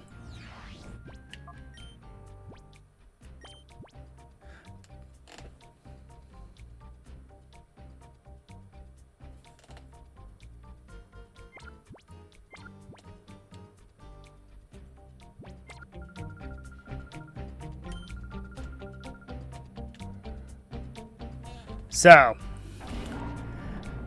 that is a tip to go get something that will help you for the end of your journey in this game. You could easily just go on. It's set up here. But, we are going to go and do that little detour. And I am happy to say that upon getting this, we will never have to buy Pokeballs again. In fact, I may just sell them. Well, I need to keep one, but we may as well just sell them.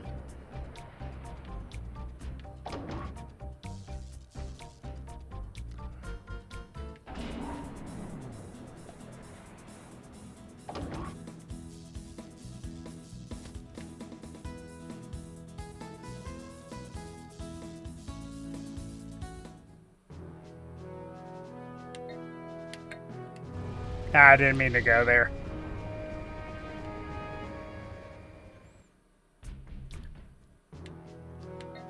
Okay.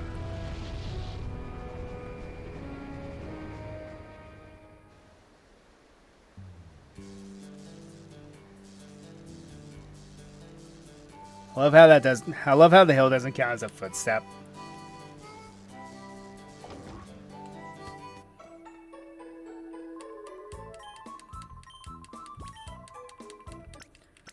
Okay.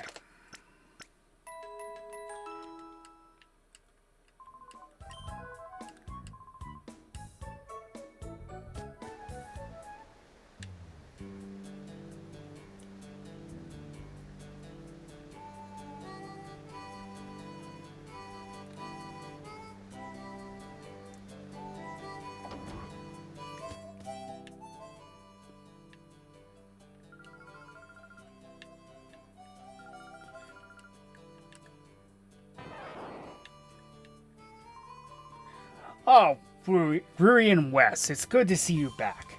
I sent you an email. I'm quite proud of myself for that. We got it, but it was cut off before we got to anything worthwhile, Grandpa. Oh, is that so? That's odd. Well, since you're here, it would be just as well to tell you in person. I have a little something I'd like Wes to have. Please take this. The Master Ball. Now, Wes Brewery, it's time for you to go. Bring down that criminal syndicate, threatening world peace. We have the Master Ball.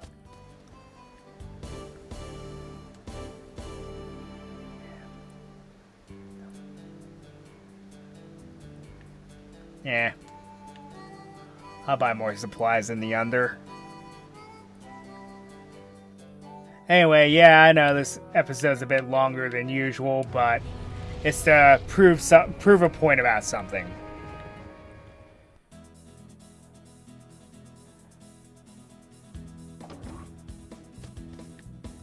Okay, now that we have the Master Ball, going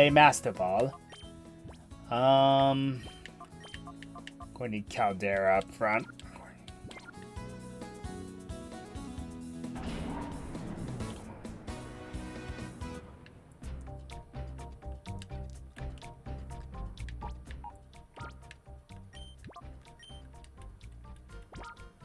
Okay, we're saving.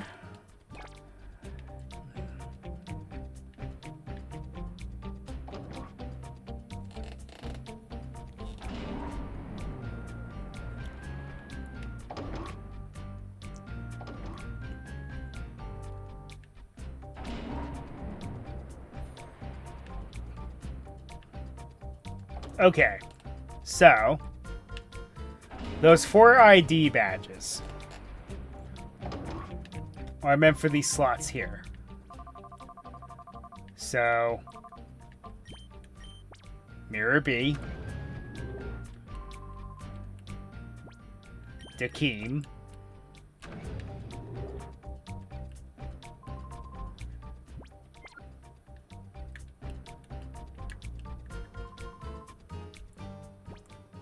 Venus,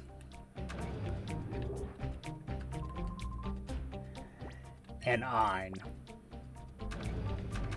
So that opens the door. Or does it?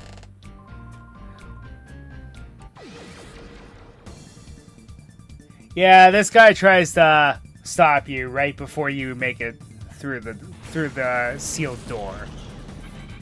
And this is why I switched Caldera and Espeon up. Because I remember this guy.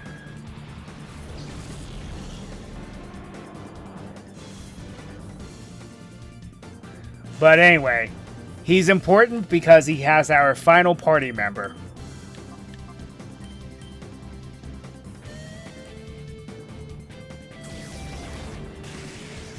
And it's going to fill up Hariyama's spot.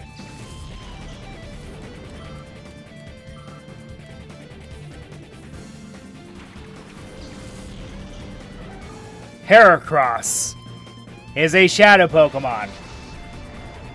This one breaks the trend of, yet again, of Gen 2 Pokemon that are not very good. Heracross is amazing, being a bug fighting type, and with both types being physical at this point, it's going to be a monster. Because of that.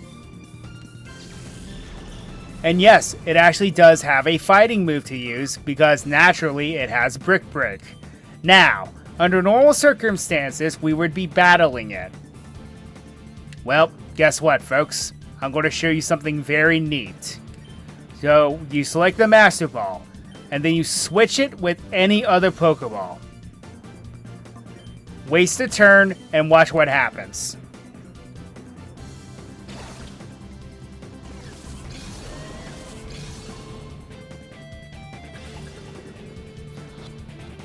Two, three. Oh, we got it!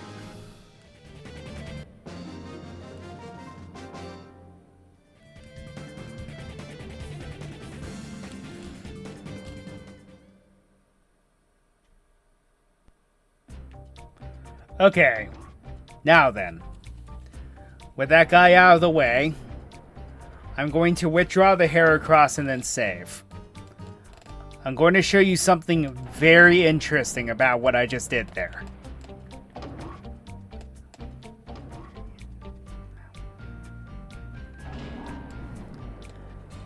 Pokemon Colosseum is a great game without any exploits or glitches. Are you sure about that?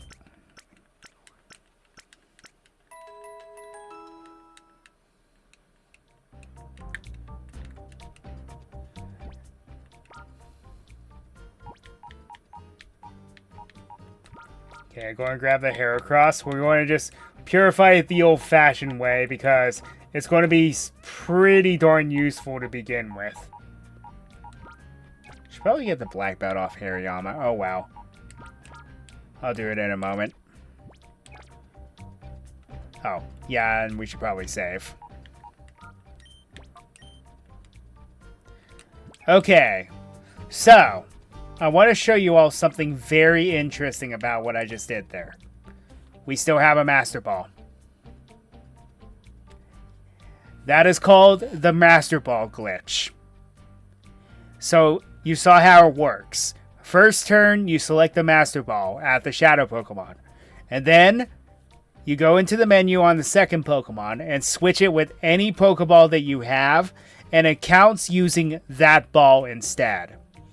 So no matter what, as long as you have a decent amount of Pokeballs, you will have infinite Master Balls. Yes, that is a thing in this game.